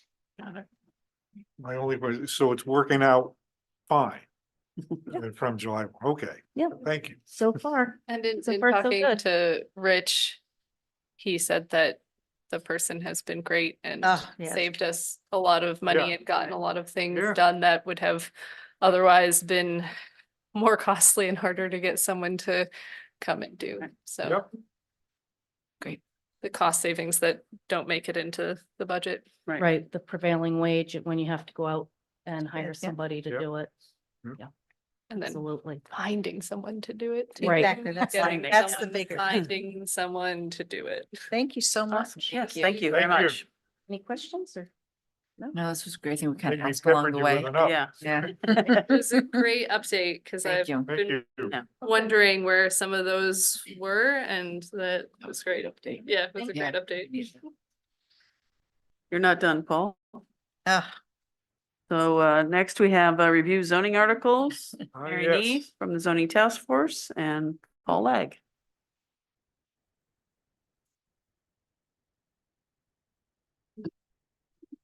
Hey, good evening. I know we provided, we just issued a task force report. I think we approved it last Wednesday, and I believe all the select members have received that. And I just wanted, for anyone who's online, our task force report, which I will reference, is online, In our packet. but it's online at the Online. town website under the planning department. Correct. Okay, can so see if the anyone wants packet. to reference that. Sure. I can see packet too. Packets on, yeah. Okay. I'm gonna try to make this a lot briefer than what I did last year. That's my goal tonight. I just want to say one foundational thing as we go through this slide. You'll see references to lots of existing studies, everything from the strategic plan to the town center master plan, the housing production plan, the market study, and various other studies. We start our year, which we have done for the last 3 years, really looking at the published reports, because what we tried to glean from those are what is the policy direction and the vision that the town has expressed, has voted, et cetera. And then we compare that to how do the zoning regulations that we are proposing reflect that vision. So that's a constant that we're doing. So this is why we sort of continually come back to those plans.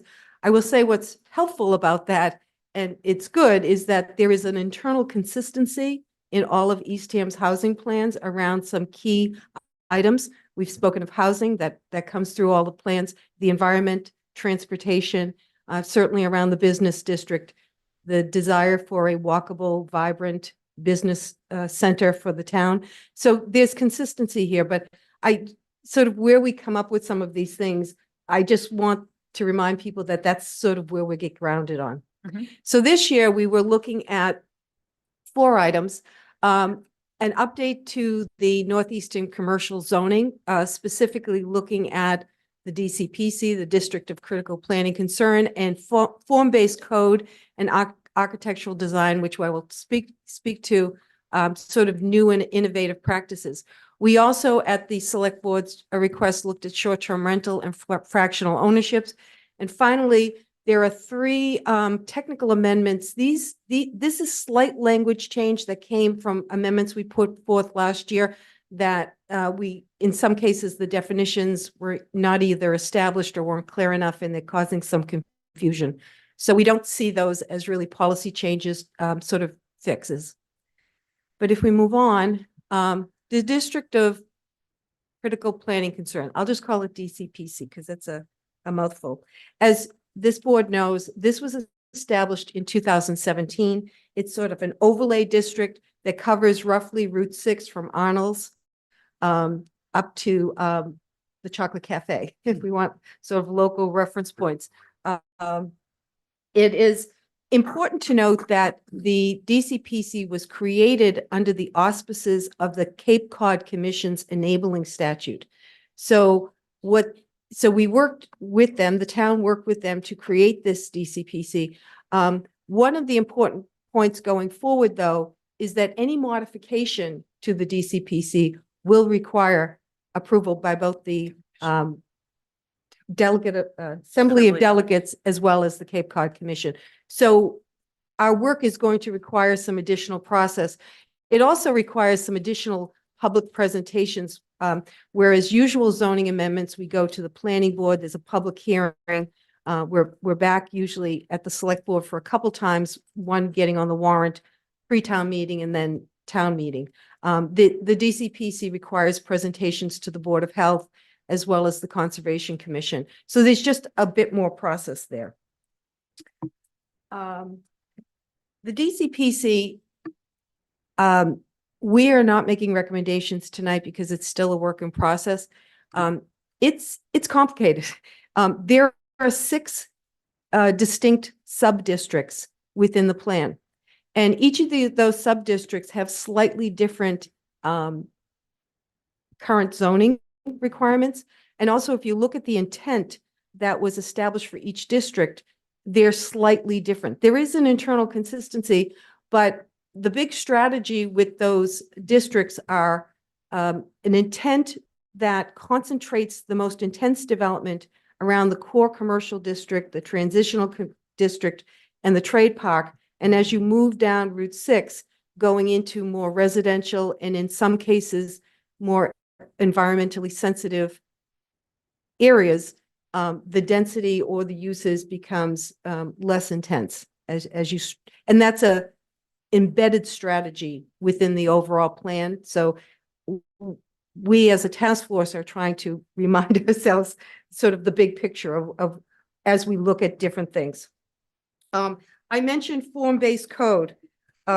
This is a new and best practice. It's actually not super new. I was looking it up, it's been kicking around actually since about the 80s. It has been mostly used in urban areas, but the Cape Cod Commission has done a ton of work, and there's actually an enormous amount of work that is on their website right now about form-based code. Essentially, it's really taking your zoning code, and as opposed to looking at floor to area ratio and just some mathematical dimensions, it really speaks to form, and it speaks to the size, scale, and mass in an architectural form. And I know that sounds a little vague, and I keep trying to find the perfect definition that I can just tell people. I think it's going to be one of these things that you need visuals for. But it's not that in form-based code, you design buildings per se, but you do create an outline for certain types of buildings so that the district has a consistent character and a consistent scale and massing. So roof pitches, certain materials, setbacks, things like that will be what we will be looking at on this code, height, density, et cetera. But we're not designing specific buildings, but rather giving sort of an overall shape. But the notion here is that the architectural designs will carry through the whole DCPC. So let's say, all of the properties that need redevelopment, which maybe most of them will over the next 20 years progress, but they will progress with certain standards that are consistent. Some of the other best practices in form-based code that we've seen from the commission is moving properties up front with parking in the rear. That's one of the traditional things. Some of the work that is spilled over into some of the visioning and planning work that Paul and Jackie and others are doing around roadway design, speaks to shared parking resources. When you put all the parking behind buildings, and if you have access behind the buildings, you have more opportunity for individual businesses to share parking, so you're not creating new parking lots for every single business. So there's a lot of innovative techniques like that. But looking at all our criteria and then looking at all the dimensions is very detailed. And I will just say a couple things about that. We're looking at every use, we're looking at every dimension, we're referencing back and forth, as well as the input. There's been a tremendous amount of input from local businesses. The consultants that are working with Paul have been interviewing our local businesses and really sort of getting their feedback. As I said, we will not be designing, but we will, we'd be coming out with a, let me give you a better example. For example, in the current code around architectural design, we speak to, we would like a traditional Cape Cod village. We don't define what a traditional Cape Cod village is.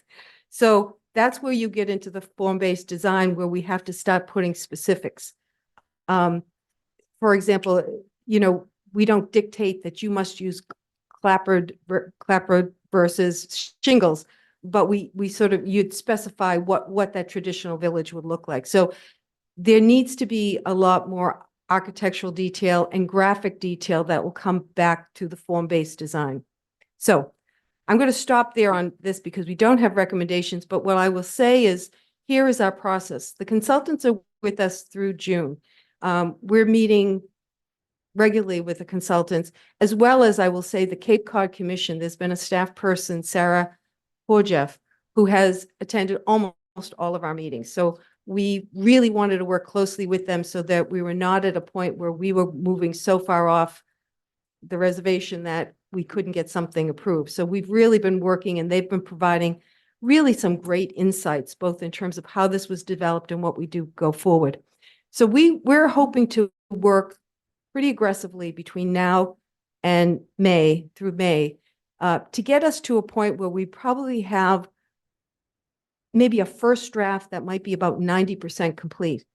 Take a couple months off because we've been working quite a bit, and come back in September to finalize something in the early fall. And I want to make one last point on DCPC. One of the reasons why we want to finalize something by September or October is that the current zoning code, if you take the 38 pages that are up front, plus you pull in all the other stuff in the back, a lot of these things come back and forth. The current DCPC probably references 60 pages in the zoning code.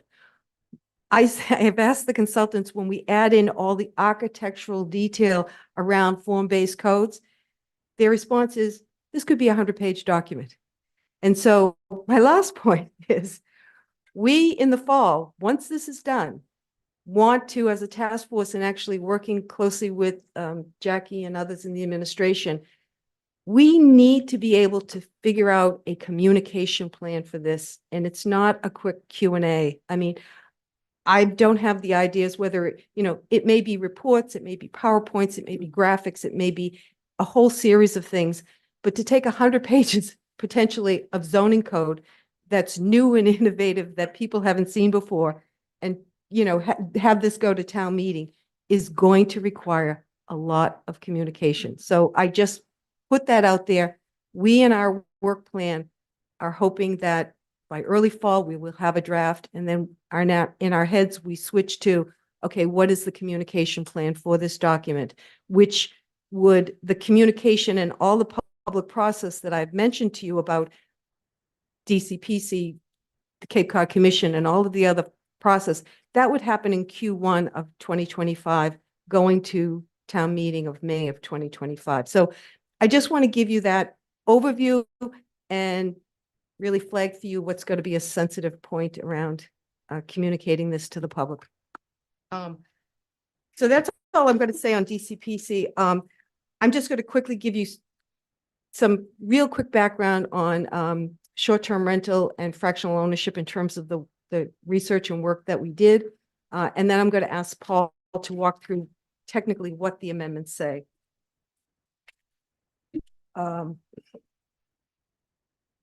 With short-term rentals, as you know, we did take a look at this issue. We really did a bit of research in 2023.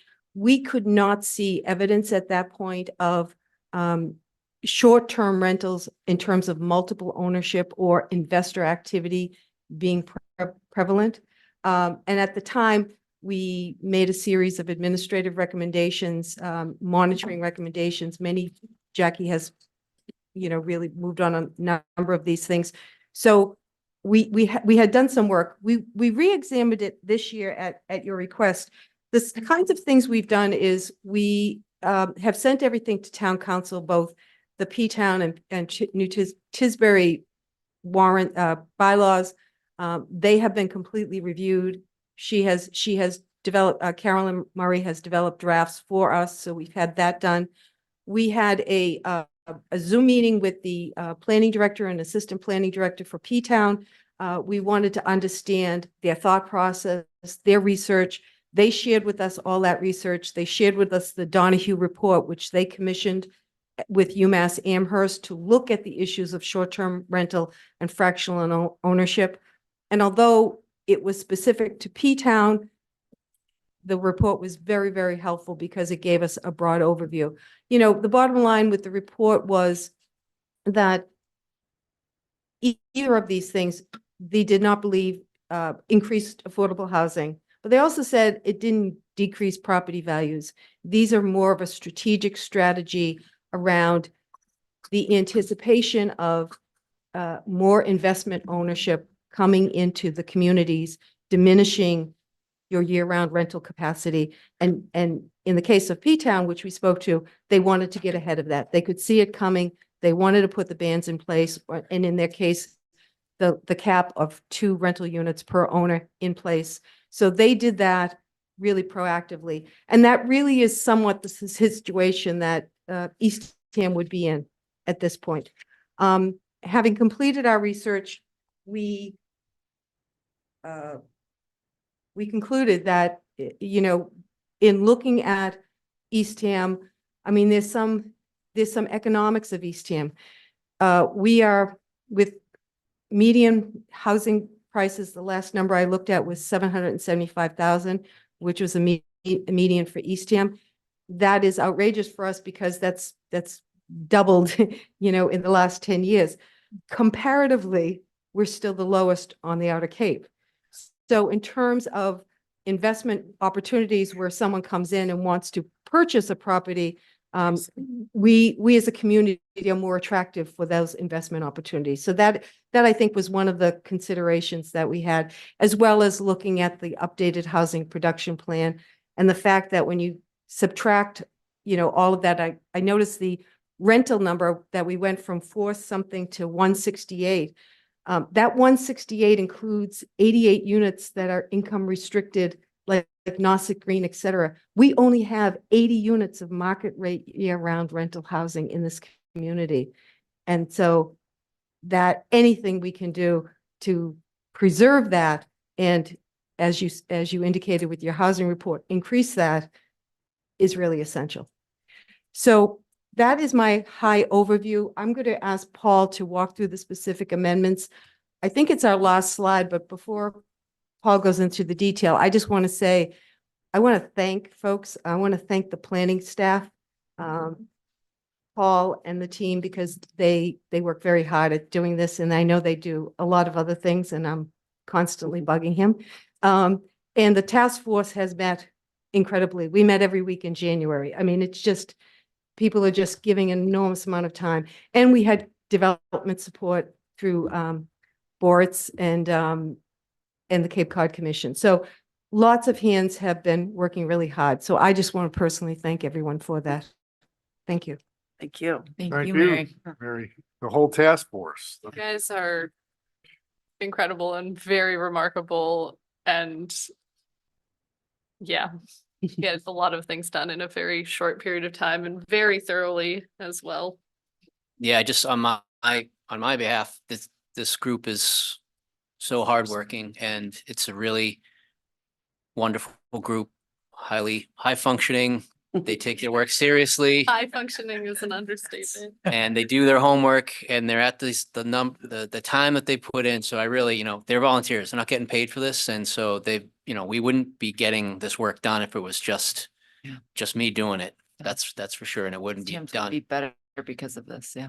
So I thank my thanks to the task force. So I will just go through quickly kind of the nuts and bolts of the recommendation. So we are we were recommending that we amend the zoning bylaw section, the prohibited uses section, add a new subsection that basically prohibits the use of any dwelling unit as a fractional ownership. And we define that as fractional ownership, interval ownership, timeshare unit, and that would be across the board on all zoning districts. This is modeled on the Provincetown bylaw. So it would be inserted into the zoning bylaw. We would define what we mean by time for a fractional interval ownership. And we list in the bylaw what are the indicators of fractional ownership, just to be really clear, and what would be in and what would be out. And those items are listed on the slide here. Again, this gets to preserving and protecting the limited housing stock. Mary just said we only have a handful of rental units. We're losing year-round opportunities. That's huge. And also to quality of life, community character. We want authentic neighborhoods made up of a mix of year-round, and our seasonal folks are integral to that, but we want But not necessarily organic businesses. neighborhood, not running Right. commercial businesses. Oh, So yeah. that is central to this purpose for doing that. So that would be updating the zoning bylaw section, a prohibited uses section. The other piece of this is the short-term rental. So again, this would be amending, this is actually different. This would be amending the general bylaw, not the zoning. This goes into the general. The zoning, we regulate uses. This is regulating basically ownership. So we can't do it through a zoning. So it's through a general bylaw. Essentially, we would be putting in a cap of 2 short-term rental certificates per individual. Current owners that have more than 2 would be protected under this, and they could go on doing that until such time that the rental cease to operate, or if they don't satisfy the annual renewal requirements.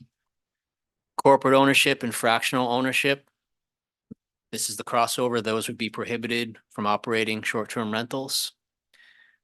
We already have a great rental registration and inspections program, so that obviously will continue, and this will add language in there, just basically solidifying that to remain in good standing, you need to continue registration and keep up to date with all your inspections and everything. Again, the purpose, similar to the fractional, we're trying to preserve year-round housing units, and if we can go to the next phase of hopefully incentivizing year-round housing units, all the better. Unwarranted commercialization of the residential areas. A lot of these short-term rentals are essentially operating as a commercial business, and there's a distinction. Part of this big piece too, and this is built into languages, we want to protect our culture of, seasonal rentals as part of Eastham too. It's a huge part, but it's always been the historic, smaller scale, local seasonal rentals, and this is something altogether different. So we want to protect what we've had as our historical tradition of that, but protect against this really over commercialization piece.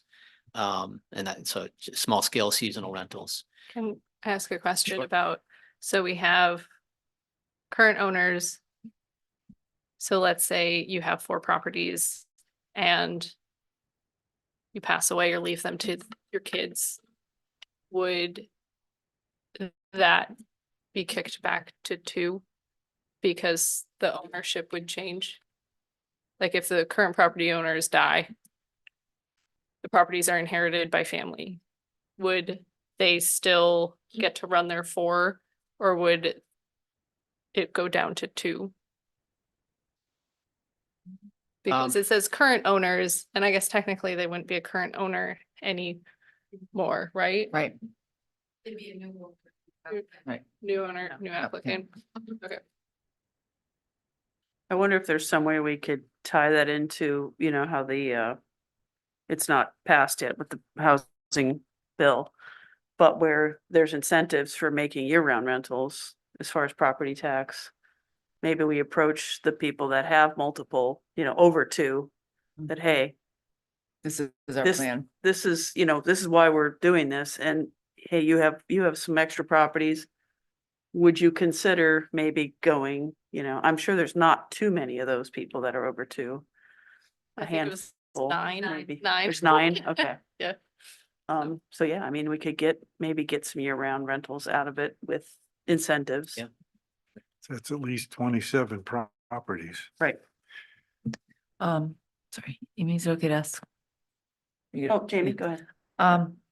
How difficult at this point would it be, should the board choose to not adopt a legacy clause with the 2 dwelling units per individual? Ooh. The public hearing. So it's possible, so Mhm. you can amend the bylaw all the way up until floor town meeting technically, but it would be preferable to amend it before we have the Yeah. public hearing on March 20th, Okay. just to kind of ramp everything up. March 20th. Would that be viewed as a taking of property? No. It would definitely be Yeah, challenges. This would be a absolutely. huge challenge to do that, because you're taking a property that I owned and I'm renting and saying you can't do that. You can't do that with these, let's say you own 3. You're taking one of them away from me.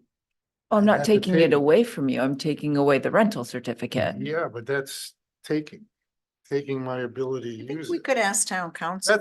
Yeah, that we would be could a ask good, it. That's a tough question, but I just want to Yeah. phrase that if we get rid of the legacy, it's not a simple, oh, we Right. can just do it. could we ask town council about that and maybe have a Absolutely, future yeah. discussion for maybe an upcoming agenda?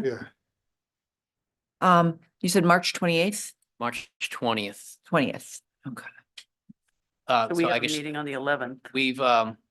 I included, so this is amendment to the general bylaw, which this is just a technical, I'm planning to do it as part of the other zoning articles, just because we have to have a hearing, so not to confuse matters, but the select board, you can have your own meeting on this separately or however you want to operate. I just want to make sure we at least had, technically, we got under our belt that we had a meeting, so you can still keep the dialogue going and have a subsequent hearing, Mhm. however you want to do it, but And we'll probably be taking a final look at those on the second meeting in March, right? 25th. Caleb put that on for the March 26th.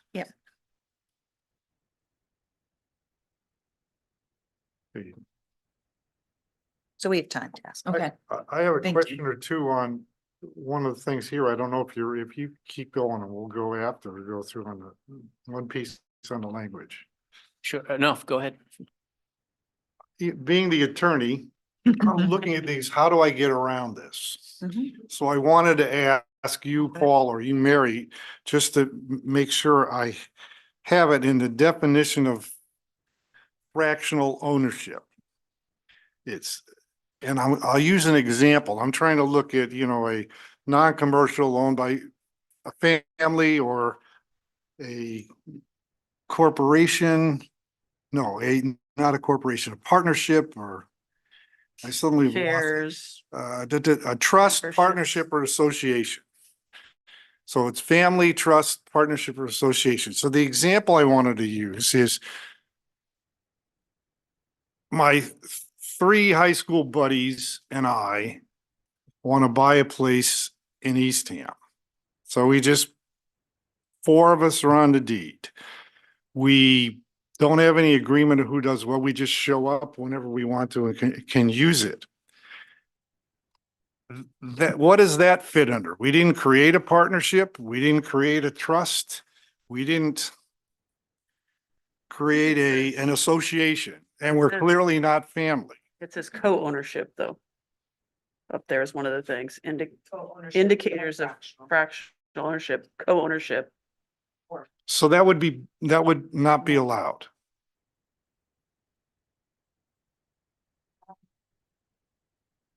I don't have, so But you didn't, It says it's owned by a limited liability company, corporation, partnership, or other joint ownership structures. So I think we'd have to ask Carolyn. Mhm.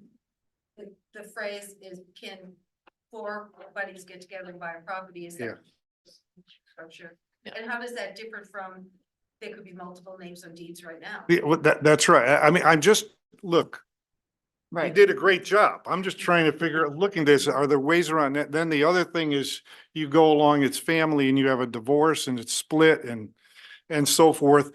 And it's probably not something to fix this time. I mean, you don't want to stop. You don't want it, but you have to look at it from the point of view of divorce. I mean, I think you answered one of the questions that Suzanne had, if you had two and then, Two or more. two or more and then you, had it went to go to the kids, does that change it? I mean, you have those kinds of things, especially when you're looking at family. I was thinking that maybe the definition was it was a family partnership or a family trust or a family association, but that family doesn't go all the way through. So I just was trying to understand, it's both in 612.2.1 exceptions and down in the definitions under Well, in the 21. exceptions, it does, it shall not apply to any non-commercial group. And then they list Mhm. families, partnerships, associations, etc. So I think the question for Carolyn is how does. will you come to the microphone? Yeah, come join us. Thanks, I want people to hear it at home. Mary. I appreciate this and I'm not trying to No, be no, totally no. awful here, but No, I mean, the exception that has been written, and this came from our town council, was that this section shall not apply to non-commercial groups such as families, partnerships, associations, and trusts. So to me, I think for purposes of how the town would administer this, we need to ask Carolyn, is there some legal definition, what's the parameter of non-commercial groups versus a commercial group? right. To make sure those definitions are really, Yeah, because as you Distinct. go, yeah, because it does talk about as long as the relay is held and transferred within the With family family. or within the partnership or within the association. I mean, there might be, I'm just raising it as an issue that, and if we don't have it and it would take too long, it's not worth stopping this. You can correct the definition in future years. But it was the one way I looked at, how can I, Jerry Searcell, figure out a way to get around this fractional ownership and do it? And I'm not sure I fully I think you've got it covered, but I'm not certain you have well, it I covered. think that your scenario, Isn't fractional, yeah. right, technically, it would be allowed, because technically it's not fractional not ownership. fractional for ownership. the So you're not, definition. because the thing about the fractional ownership that we're trying to get to, Yeah, I and don't know if it's you read similar to that. the timeshare, where it's like, you're getting into a commercial use. Because there's also Right. language in here about tying it back to the entities in this trust or corporation. They have to all be tied back to like a real people, not Right. creating an entity I just to understand. run a business. And this is more of a global thing. I mean, I think in our approaches, we kind of are constantly aware of the fact we are a seasonal community.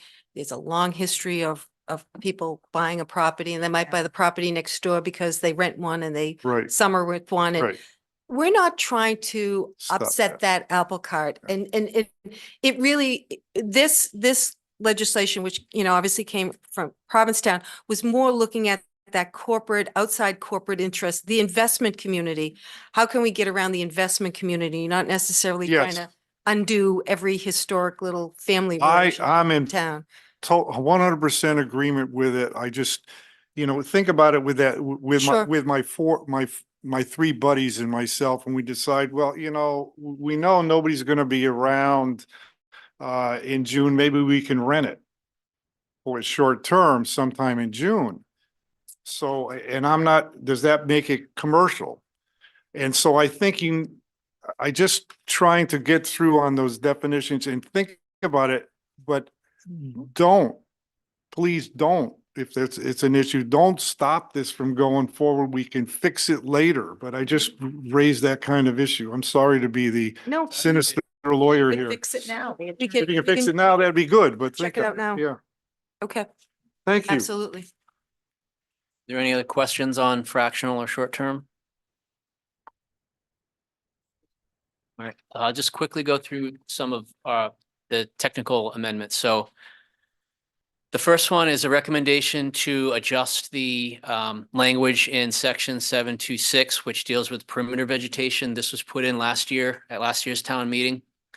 The current language talks about maintaining a 6-foot perimeter around your property line with vegetation. The current language says landscaped with grass, and this actually came up at town meeting. Someone pointed out that that's kind of vague, and technically you could cut down all your trees and put grass. And so we just want to clean that up, because technically that's true. So I put in language, remove the grass and put maintain with trees, shrubs, in order to keep and or create naturalized buffer between properties. That really gets to the intention of the bylaw, which is we're trying to protect trees.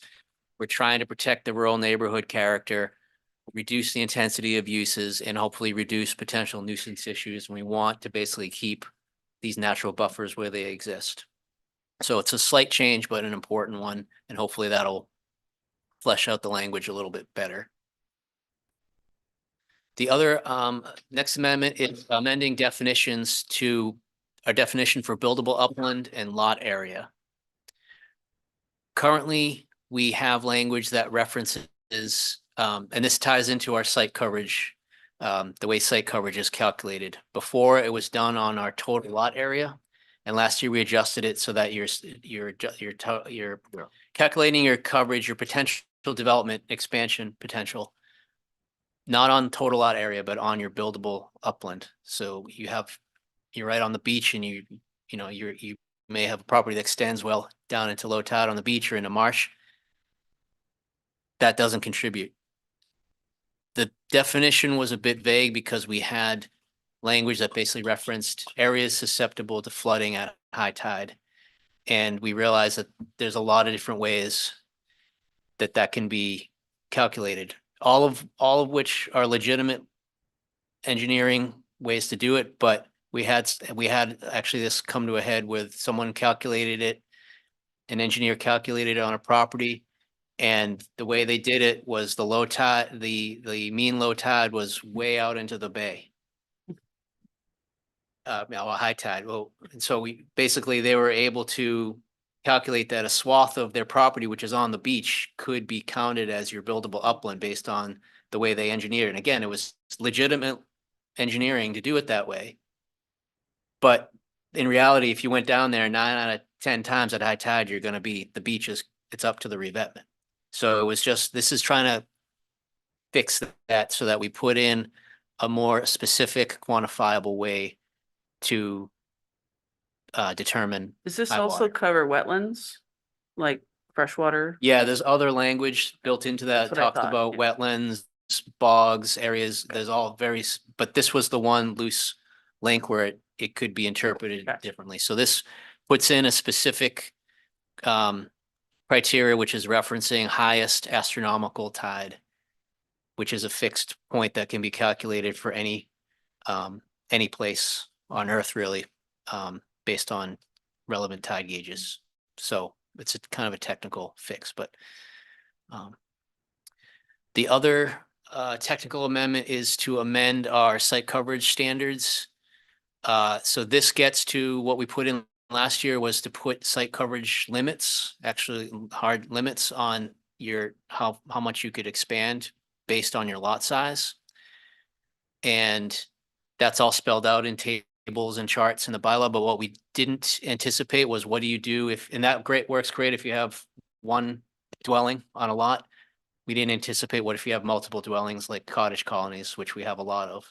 How do you calculate how do you divide up the development potential among several different dwellings? So this is inserting language to clarify that procedure. And really, it's basing it on either the percentage of ownership. So if you have a cottage colony where the percentage of ownership is known, you get that percentage divided, or if otherwise it's divided equally amongst all. So if you got 5 units, you divide it by 5 and everyone's got, and then it really comes down to how big is your individual unit. So one unit may be larger than the other. They would have less. So that's if they're condos, basically. No, it's really for any, it doesn't really matter the ownership. It's just if you have multiple dwellings on a lot. Usually it's not an issue because if you had like an ADU or something, it's all under one ownership and you can kind of figure out. But if you have, Gotcha. it's kind of like you do have multiple lots. You know, in reality, you do have multiple lots because everyone's got their little piece of it. Now, how do you apportion it? So we looked at all of the cottage colonies and kind of factored out what would happen. This was the way that was the most fair to do it. And although if we didn't do it, you would have the potential where everyone could like max out and you'd have like massive expansion potential Sure. on small lots, which already don't meet, they're already non-conforming. Right. So this is, again, just inserting language to clarify how someone would actually apply that in those cases. And unless there was any questions on those technical amendments, that's all I had. So all of these items will be on the March 20th planning board meeting for a public hearing, which will start at 4 o'clock.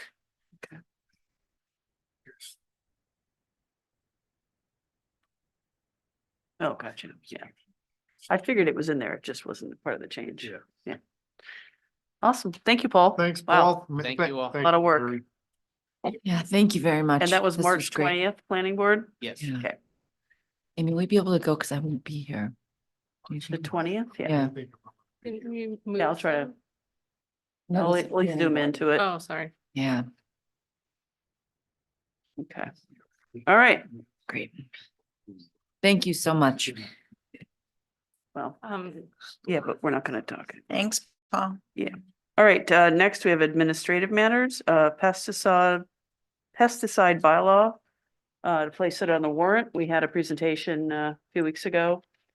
And we've gotten some feedback from, I think it was county on some issues that were of a little concern, but then kind of realized that this is just the first stab at it, and it's probably best to go with consistent language from town to town. So I don't know And if the anyone else. commissioner, I think, gave us some information that really helps Right. us. Yep, we have great information in the Evaluate that. packet. Yeah. So I don't know if anyone has No, any I, comments or would like to make a motion. I or- was, I hate, here's the language that this other town did and you have to do it, you don't have to change it. But I think that this is the first bite of the apple. Right. We got some great answers on the exemption, like, the easy one is the The cucumber. termites and Yep. mosquitoes. So I think, I have no problem putting it on the warrant. So I'll make a motion that we include the pesticide bylaw to the Is that town right? warrant, to the town warrant for 2024, to be at the town meeting May 2024. All right, is Second, there a second? All right, any more discussion? All right, we'll vote. Suzanne? Yes. Jamie? Hi, Jerry? Yes. And myself, aye. great. Thanks for waiting the entire time. I was like, well, she'll just learn a lot about housing. Well, some of the other issues we have to deal with, so. All right, next we have camper storage on Steel Road. And these poor people have been waiting forever. and I I just realized, I just kind of identified, oh my gosh, I hope they're not for this. but- So, Sure. Yeah, come on. Yeah, you can come and sit up here Yeah. if you Oh, want. yeah, that's right. but That's- now you know more about housing and zoning than you probably There you go. Fascinating, I'm sure. Yeah. have to sit through. yes, I'm Yeah. grateful to listen in. All right. you guys have the letter that I sent to you a while back. There have been some changes since then. Didn't quite go as positive as planned with my mom's health. She's been in and out of the hospital pretty Sorry to much hear since that. the second week of January until Friday, this past Friday. So it looks like I'm gonna be there for the time being. I do have a secured site at Atlantic Oaks to move the camper to as soon as they open, Oh, which will be latest May 1st, possibly in April at some point. Great. But I just need to be as close as possible to her at this point, Yeah, because she I- can't be by herself. This is my aunt, cousin, Hi. she Cheryl. spends a lot of time with us as Poor well. thing. I'm the cousin. She lives in. as well. Yeah, So- yeah. No, we, we tried to do something about this bylaw years ago and we couldn't get the planning board to help us. So I think we really at some point need to get it off our hands Yeah. because it is really So, yeah. quite silly. Yeah. But let's get this I nice would lady make a home tonight. motion, we Yeah, sure. approve the storage of the camper at Steel Road as stated in the packet. Second. All right, any more discussion? I just have a question. So Yes. it's just used for an office, right? Right? Yeah, my husband and I own a business and we're trying to manage our business and my mom I at the same understand. time. So we have our two offices set up in the camper. And we're in there pretty much most of the days with me going in and out of the house, checking on my mom Yeah, frequently and doing the laundry errands, cooking, cleaning, Yeah. all of that stuff for her as well. But yeah, we're using it for our office. it's not hooked up to water or any, or We anything. had water hooked up at one point, but not a sewer, just incoming water. Didn't really use it, so that's disconnected now. And we do have it plugged in for power for heat and. Yeah, and nice. air. Okay. And, you know, the health department has checked all this out. Yeah, okay, that's good. Thank you. I'm done. All right, we'll vote. Suzanne? Yes, did someone second it? I did. Jamie Okay, did. yeah. Yep. Jamie? Jerry? Yes. And myself, I. So. Thank you Good very luck much. with your mom. Really So appreciate it. sorry I Sorry made you you had to sit come here here. for. Fine, it was very interesting, actually. Thank you. All right, next, conservation restriction, 590 Steel Road. I don't know if there's much discussion. There's not much to say. Right. They gave it to us to have you sign it. It's passed through. It's all, Yeah. yeah. The East Ham Conservation Foundation will be Managing. managing it. Do you need a motion or anything? I move we accept the conservation restriction for 590 Steel Road. Second. Any more discussion? Well, there was like a bunch of other information about other parcels. Yeah. In there, and I didn't know if that was just like Just to a give a breakdown of an what else. is out there. FYI. And I or- think we have a So- few that are coming is what. Ah, Yeah, so all those. I'll ask a crazy question here. If we own it, if the Mhm. town owns it, why do we have to transfer it? So- Just a curious. Technically, we don't have to transfer it. And so for many years, these parcels have been just hanging out. They're under the protection, but they're not Right. fully in. And, you know, this is something that the Conscom wants and we respect them. And it means that they are permanently restricted so that we can't go to town meeting and say, can we move this parcel from a restricted to something else? Okay, so currently, if we just keep it like it is, don't transfer them over. Right. We could go to this town meeting and say, hey, this is such and such property. We want to move, we want to Yes. allow to build a high rise on it Yeah. and And that's why we had to move the District H well site. We had to put the conservation restriction around that because there is a possibility that the town could transfer ownership. So Okay. now we can't. now we can't. Right, now what is the nonprofit and who? ECF, contri- East who- Ham. Yeah, they're Who appoints the board or whatever, what? they're a freestanding 501c3 and they have a board of directors that vote. Other than that, I don't know. I want to see, Yeah. okay. Now, this is, And we assume that since they have land that they're taking care of, they could also take care of it. being, sadly, being the lawyer again, I walk on the property that we've transferred. I walk on one of the passive paths. Yeah. And a tree falls and hits me and I get hurt and so forth. Is Eastham out of the liability of that, or is it only, is the liability just on that nonprofit? No, I think we still Yeah. have, we would still share the liability, I guess. Are we acts of God? We're still like, We're insured for pretty much everything. okay. Sure, yeah, I was just curious on. We, Okay, Jerry. What this is. Okay, I'm done. All right, we had a motion and second, We right? did. We Okay, did. I'm ready to I vote. guess I can do all in favor. Aye. There we go. Any opposed? All right, 4-0. I All keep right. forgetting we can't do that because We don't have can't anybody because on Zoom. Nobody's online, yeah. Right.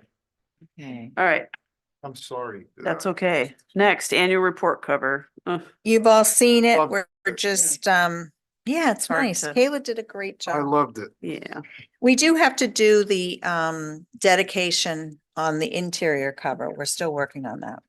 but yeah, it's nice. I think you got was- pictures of all of us It together. was, and- it was well done and adding and having all three wonderful, just wonderful. Where's the site? Where is it? Okay, we don't have to vote on Nope. that or anything. All right, voting hours, memo from town clerk, just that voting hours are changing because of added early voting and mail-in voting. They'd asked if they could reduce the hours from 8 AM to 6 PM. They used to be 7 AM to 8 PM, but when did they got 8 people that voted between 6 PM to 7 Yeah, PM last agreed. year, so it kind of makes sense that it, I bet one of them was my father. because they're, And I think the big thing is we do have early voting, so there are other times available if you But why does cannot it- make it. Why does it say opt out for in-person early voting? well, this is,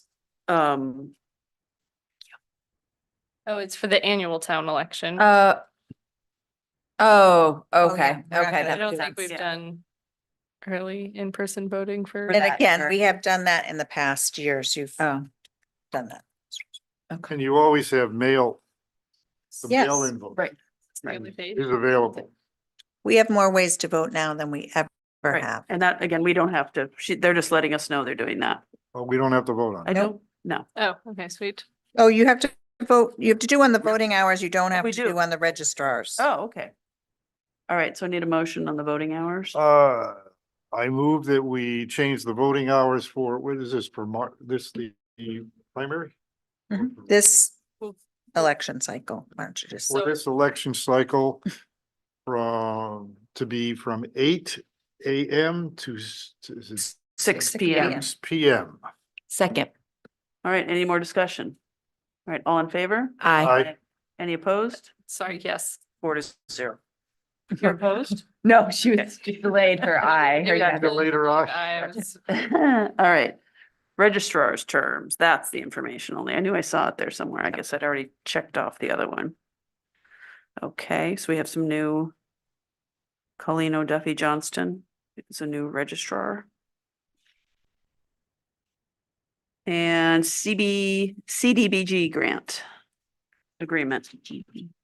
And of course, this is for the, Elementary schools? No, no, the this is block the grant. grant that allows us to help property owners And- with rehab their house. Or rehab their And the house. child And care pay for subsidy. childcare Childcare subsidy. subsidy.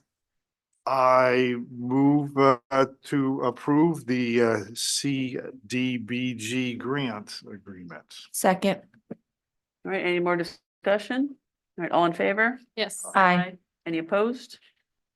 Who's to sign this thing? Says chief elected official printed name title. Oh, I guess it's just me. Okay, I can sign that myself.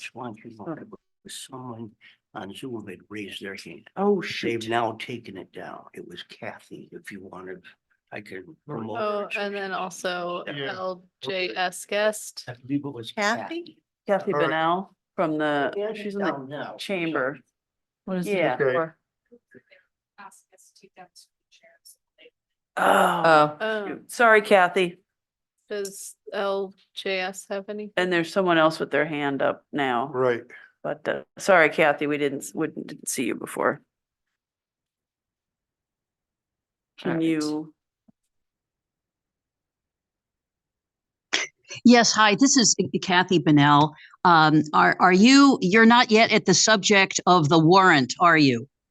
No, No. Oh, Okay, that's really all that I wanted to talk about. So I will wait till the appropriate moment, okay? oh, wait a minute. Wait a minute, it's just to close Close the it. town warrant. What's your? Okay, what is the definition of closing the town warrant? What does that mean? That's petitioned articles. We opened the warrant in early February for people who wanted to put forth petitioned articles to add to the warrant. You need 10 signatures.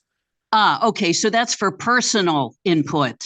I'm a yes. member of the Visitor Services Board, and we have been trying to reach Rich Bienvenu numerous times about requesting an increase in the budget for the Visitor Services Board and have heard nothing. The communication has been rather poor, and I have not been on the board long enough to know when exactly the budget is made official. But we had a meeting this afternoon, and we are nervous that the request for an increase is not going to be registered as such on the warrant. That's possible. The request, the budget line item is in the town's operating budget. And we have not finalized the operating budget at this point, but I can tell you there is no excess capacity in it, right? We're talking about overrides. So I will have Rich call you. He's out sick right now, but we will touch Okay. base. Yes, because Jim Russo, who is the chair, of course, he has been trying to reach him and has gotten no response. And there's no response about the information booth budget. There's no response about our budget concerning, the carols on the green, the concerts this summer, and we have to line up acts and we have to know what our budget is. Okay. Well, Kathy, I think you can absolutely assume that the budget is the same amount as last year. I'm just not sure whether we have any money for increases. Okay. And this is despite the increase in short-term rental taxes? There is no increase in short-term rental taxes. But I mean, the town is receiving the benefit of short-term rental taxes, are they not? We are, and we have dedicated that To to wastewater. Okay, only to wastewater, not at all to tourism, not at all to anyone, to the importance of tourism. That's correct, Kathy. Why don't you call or have Jim call Kayla if you would like to talk to the select board about your needs? Okay, Because that would definitely be a separate appointment. okay, I got it. All right. Thanks, Kathy. Thanks. Okay, thank you. Thanks for the input. There was another one. All right. There's someone else with their hand. I can't read it from here. LJS. Is that what it says? Are you calling on me possibly? Oh, Bonnie. Bonnie, yeah, okay. Yeah, I just want to add to what Kathy said, only that, just for an example, Chris Blood, who does such a great job with our sound. Okay, Bonnie, has I'm asked gonna, Yeah. put a pause on this. Yeah, because this is not an agenda item, Bonnie, so we're not just gonna Okay. talk about the budget and Yeah, we can things that add aren't there To a are in it. future Can I agenda. just ask really quickly, you will close the warrant tonight, so this would be the only opportunity. No, Bonnie, No. no, that's for Okay. petitioned articles. That's Thank only you for so petitioned much. articles. Okay, I'm right. sorry, I didn't hear all of what Kathy said, so I'm sorry you had to The repeat, but the thank you. funding, I'm going to repeat this, the funding for all of your requests is in the operating budget. It's not a separate article on town meeting warrant. It's within the operating budget. Okay, Okay? thank you. And then there's one more on there. No, it's Kelly and Bonnie. Yeah, LJS, whoever LJS. that, and if whoever LJS is, if you could identify yourself. Yeah, that's me, Linda Saucy. Oh, hi, Linda. Linda. Hi. I just wanted to clarify Jerry's statement that it is not this current election cycle, March 5th. it is actually the annual town meeting that we're talking about, the hours. The Oh, annual town election. Annual town election? Okay, Yes. Need to, Amend the Right, that's vote. why we don't have early voting for that or. Right. Yeah. So we want to amend that vote. we'll have to amend the vote. I'll have to redo it. Yeah. Thank you, Linda. Thanks, No Linda. problem. Just accept Thank the you. Memo, whatever she wrote. Yeah, do you want to just make a new motion? Yeah, to accept the memo. Okay, I make a motion to accept the memo on voting as stated in the packet. Second. Oh, Sorry. All right, any more discussion? All right, all in favor? all right, Aye. Any opposed? 4-0. okay. Can we get, yeah. Yep. All right. Okay, now Well- CDBG grant, did we Did that. have? Oh, we did. We did Okay, that. we did that one. Yeah, we're on We're Wellfleet on water Wellfleet. line extension. Wellfleet water line extension. So that we Bravo. got the MOU about extending the water line and how much they will pay to extend that water line. This will cost us nothing. We need a, We need a motion Motion on to this? approve the intermunicipal I- agreement between Eastham and Wellfleet. I move that we approve the intermunicipal agreement between Eastham and Wellfleet for extension of the public water supply. Second, thank you for all the work that went in. Any, yeah, And so will this line up with the road? yes, that's the whole plan. Go up the- So, all in favor? Celebrate. Aye. All right, Any opposed? 4-0. Amazing, right? And the reason you're doing this as the select board and not the Board of Water Commissioners is because I guess legally in Massachusetts, only the select board can sign an intermunicipal agreement. Oh, interesting. Okay. All right, next, add alternate position to the ZBA. yes, I I was the person who talked with Douglas Bird. He is very much interested, very good, and this is the very qualified. He this would be the position that is empty because they currently have 2 alternates and there's 1 empty, and so he would fill that. The second is Justin Kent. Wait, we're not, no, back up. We're on the vote to add alternate Right, position. but Oh, that's wait, add they an had the extra one? Okay, yep, Yeah. my mistake. We're gonna All have right. 3 alternates. for a brief period of For a time. brief period of Okay, time, because continue, they know that individuals go, the alternates are excellent, it's an excellent training plan for them. And they know that people are going to be dropping off at the end of this fiscal year, and they have 2 candidates to come in, and they were both qualified, and they wanted to increase it to 3. And there's nothing in the charter or anything that prevents that. Is that good on that? I ask a couple questions. Please. I'm sorry. Not sorry. On the alternates, whenever I've talked to you, Jackie, and you, Amy, alternates can vote. And I. Yes, wonder why however, we have them designated as alternates. because on the planning board and zoning board, it's different. They're Oh, not just alternates. The chairman can decide who gets to vote on a case. So if there's not enough regular members for quorum, they can say to an alternate, you're voting on this one. You're in the group. Okay, So that's why it's a little more official when it's them, but they only vote when the chairman decides they're needed They for a need to vote. vote, they're needed on a case, and they have to follow that whole case all the way through. okay, Did I Okay, explain that? all right. Yes. Okay. good. All right, so that's why They wanted we'd like to have. so We like to need- have we need to extras. Vote to I- add the extra I person. move that we add a 3rd alternate to the zoning board of appeals. second. All right, any more discussion? All right, all in favor? I Any opposed? 4-0. All right, now on to committee appointments. Yeah, I'm sorry. Now I give It's okay. us I the- jumped the gun. No, but that was your justification. You're Right. excited for. 'em. Now we can add them. These, We had to vote first, so. both correct. of them were very interested in working on the Board of Appeals and how it went, and Douglas has had some um,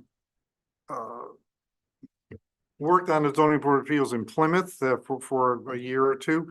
Justin is a young individual, well, for me, a young all of you are young, but it was a young individual with young kids and so forth, and he was very interested, and it's just great to have a younger person interested in this important board that we have, and I made sure they understood, you know, you make a mistake, we get sued. And I don't know if that's. No, I made sure, I told them how important it was working on this, because this is an important plan, and you know, the select board, you might think the select board is here, but the select board doesn't get involved in this. So they understood that. Jamie? They were good. I just wanted to, since I wasn't able to be, I wasn't at the meeting, with appointing new people to the ZBA and to planning also. I'm just curious if there was any discussion about some of our new zoning regulations that have gone into place that were voted at last year's town meeting, and their ability to execute those, and their awareness that they are the will of the town. Are they aware of the new? Not only are they aware of that, they're also aware of the fact that this is new stuff, and so they're gonna have to start looking at this from a point of view of filling out what the town wants to do, filling in kind of the holes there, and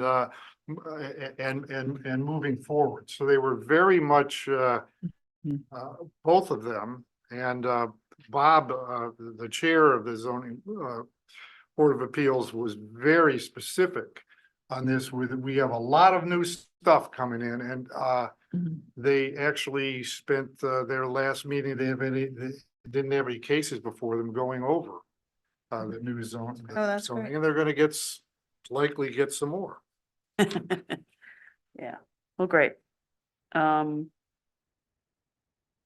Did you make a motion? I did not. Okay.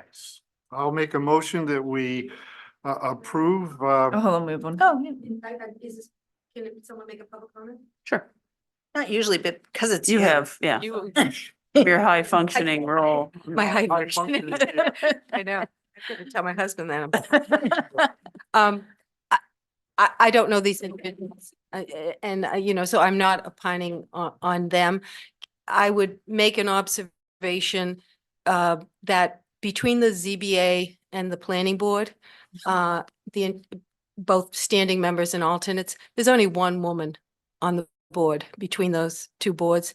And I do believe, I don't want to do anything about these appointments. I'm not trying to stop anything, but I think gender balance is an important concept, and we're going to have very difficult, you know, and there's a lot of subjectivity around neighborhood character and things like that. It's good to have gender balance on everything you do, but I think these are two regulatory commissions, and I would just ask the select board to think about that as far as future appointments. That would be important. I appreciate Yeah, Mary, I think one of the problems is that you look for people applying, and we have to do more trying to recruit. And I think we talked with the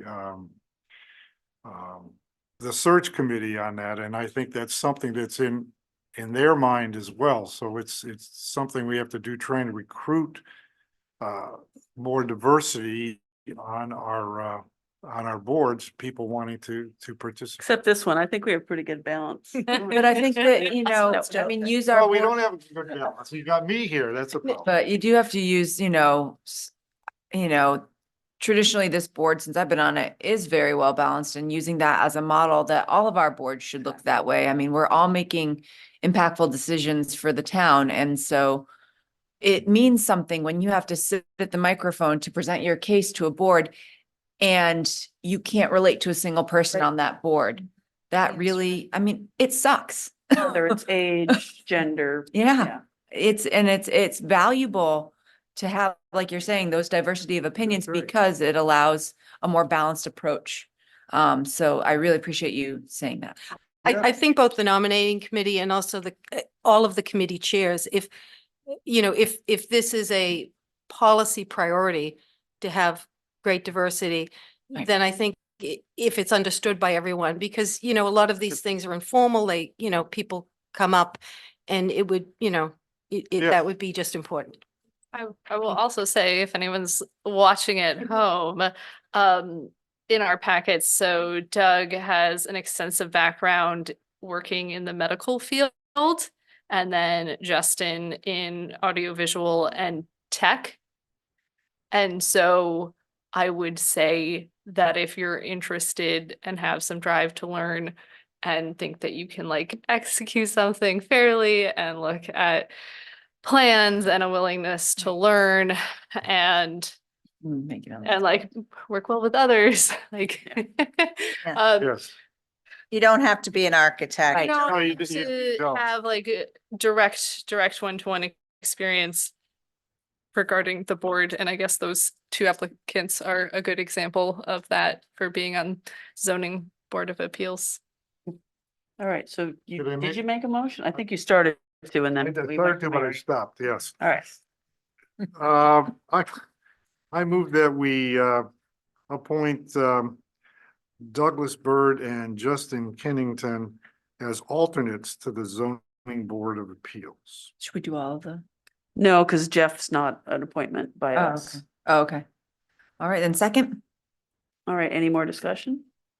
All in favor? Aye. Aye. Any opposed? 4-0.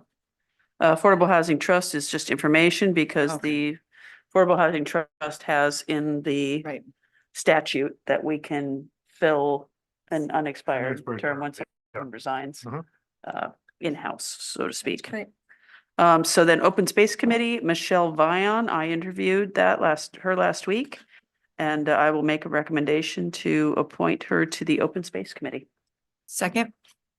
All right, any discussion? All in favor? Aye. Any opposed? All right, 4-0. Liaisons. Yeah. So we, I guess, need to cover for the ones that Art had. Mhm. I can easily cover the finance committee. I mean. Okay, so Mark Jerry will could take get- finance. I can take planning and ZBA for now. The one thing I am really bummed about is that I won't be here for that next meeting, but you said you could I attend, could, Amy? yeah, Okay. on the all right. 20th. Yes. Yeah. Yeah, I won't. even Yep, be I able to wrote it Zoom, down. So. Okay, and I'll take Old Town and Historic for now. If you want, so Yeah, you ho- strategic planning, Suzanne? Hopefully we'll have five. When do they meet? I'm not sure their exact I time don't, frame. the old town, Strategic planning? I don't know if they meet. once a month, Once both of those, maybe. Maybe, yeah. The Old Town and And you don't- Historic, you mean? Zoom. Yeah, No, that's an as. You're right, that's when I was gonna take that and Old Town. Planning board meets on the third Wednesday of each. No, strategic. Oh, I'm Strategic sorry. Um, I should don't know know if they that. have a Paul, do you remember? Strategic planning. It is the third Wednesday. At Is that what you said? 4. No, that was Yeah. planning. That was Oh, planning. third one, yeah. They met on Valentine's Day. That was a Wednesday, That was so we Wednesday. got. That was the we're getting there. second Wednesday. It was a second, It's that Or was that the Wednesday. I just third? remember that was their last That could meeting. be the The third. second Wednesday. And it's 4 to 3 to 5 or 4 to 7? We were starting at 4 4. to 6. So I'm not entirely sure where we landed on recording boards and committees. I don't know if strategic planning gets recorded. Yes. Because at some point I found out, I think, I don't know. There's only one that I know of that doesn't right now. Oh, okay. Who are they? And we're working on Council on that. Aging. Council on Aging. Oh, well, but I don't know why they're not recorded, but I always consider it to be like a nice little like update on what the COA is Right. doing. And It's so it true. would It's be a good nice thing. for seniors can watch it. Anyway, second Wednesday. All right. So is that all? That's all of them. Yeah. I think. I think we're just missing capital projects. We don't have that anymore. No, we do. No, that's a separate standalone committee now. It's not, we don't have. We don't have a select board member. coming. Art was, He you're right. always He came. was the liaison to the capital projects. That's right, you're right. What do you mean to them? Because there's only one capital projects committee now, instead of, we had 4 before and we had divvied them up. Oh, But now there's one capital projects committee. It's fairly new. Yep. And he was the liaison to that one committee. That's a big. I mean, this is just through June, really, till June, when we reorganize. Because we will have a 5th person by then, so.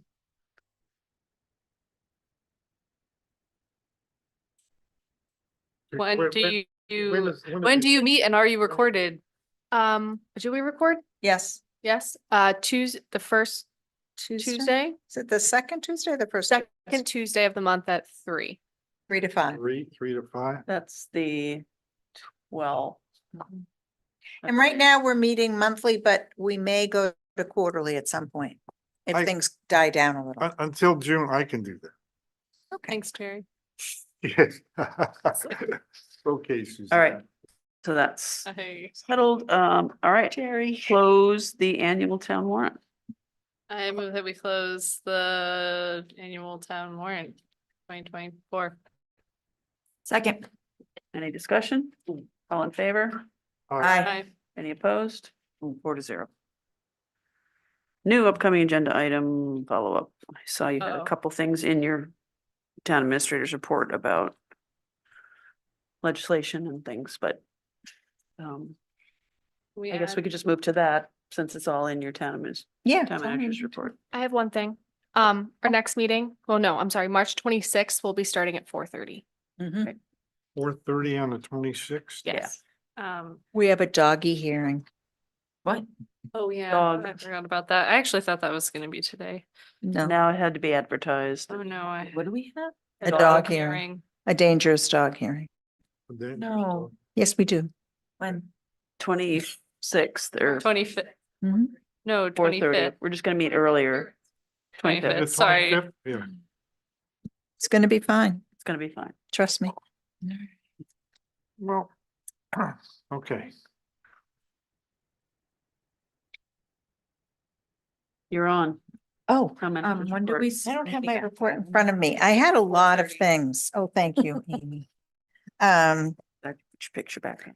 We, the owner's project manager, we've decided to hire an owner's project manager for the wastewater contract for the design and engineering portion, as well as the building portion, if we so move to that stage. EPG was the proposal that was accepted, and I'm negotiating price with them right now. The water extension we did. We also have a request for proposals out for our water operations. This is the first time we've gone out for this one in 5 years, so that'll be an interesting one to get. Is this what Whitewater has? Yes, Whitewater has it right now. And then I updated on the different projects. So there's some good reading in there that we don't have to go over now, but just if people want an update on projects, it's a good one, I think. And then the 2 regional initiatives I wanted to let you know about again is we have submitted the efficiency and regionalization grant for the schools, for NOSSIT school systems for the elementary schools and the middle school. So we're just taking a look at what the opportunities might be in that one. And then the regionalizing dispatch services, we are getting prepared to move to the second level of that, which would be a feasibility study of where we could put it. Will it fit over our police station? And that will come up soon. And that is 100% paid for by a cellular tax that's on your cellular phone bill.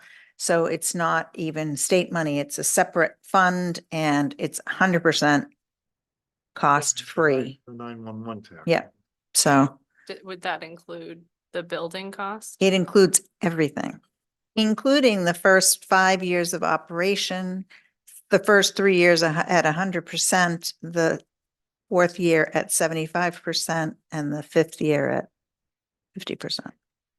Nice. So. We could do police departments And our, next. our community fund is moving along. We did have to make some adjustments with Senate Council. They, for some reason, they don't like us, but we made all their changes and hopefully All right, it'll move. all right, minutes. Minutes were from February 5th. All right, I will make a motion to approve the minutes of February 5th. I'll second that.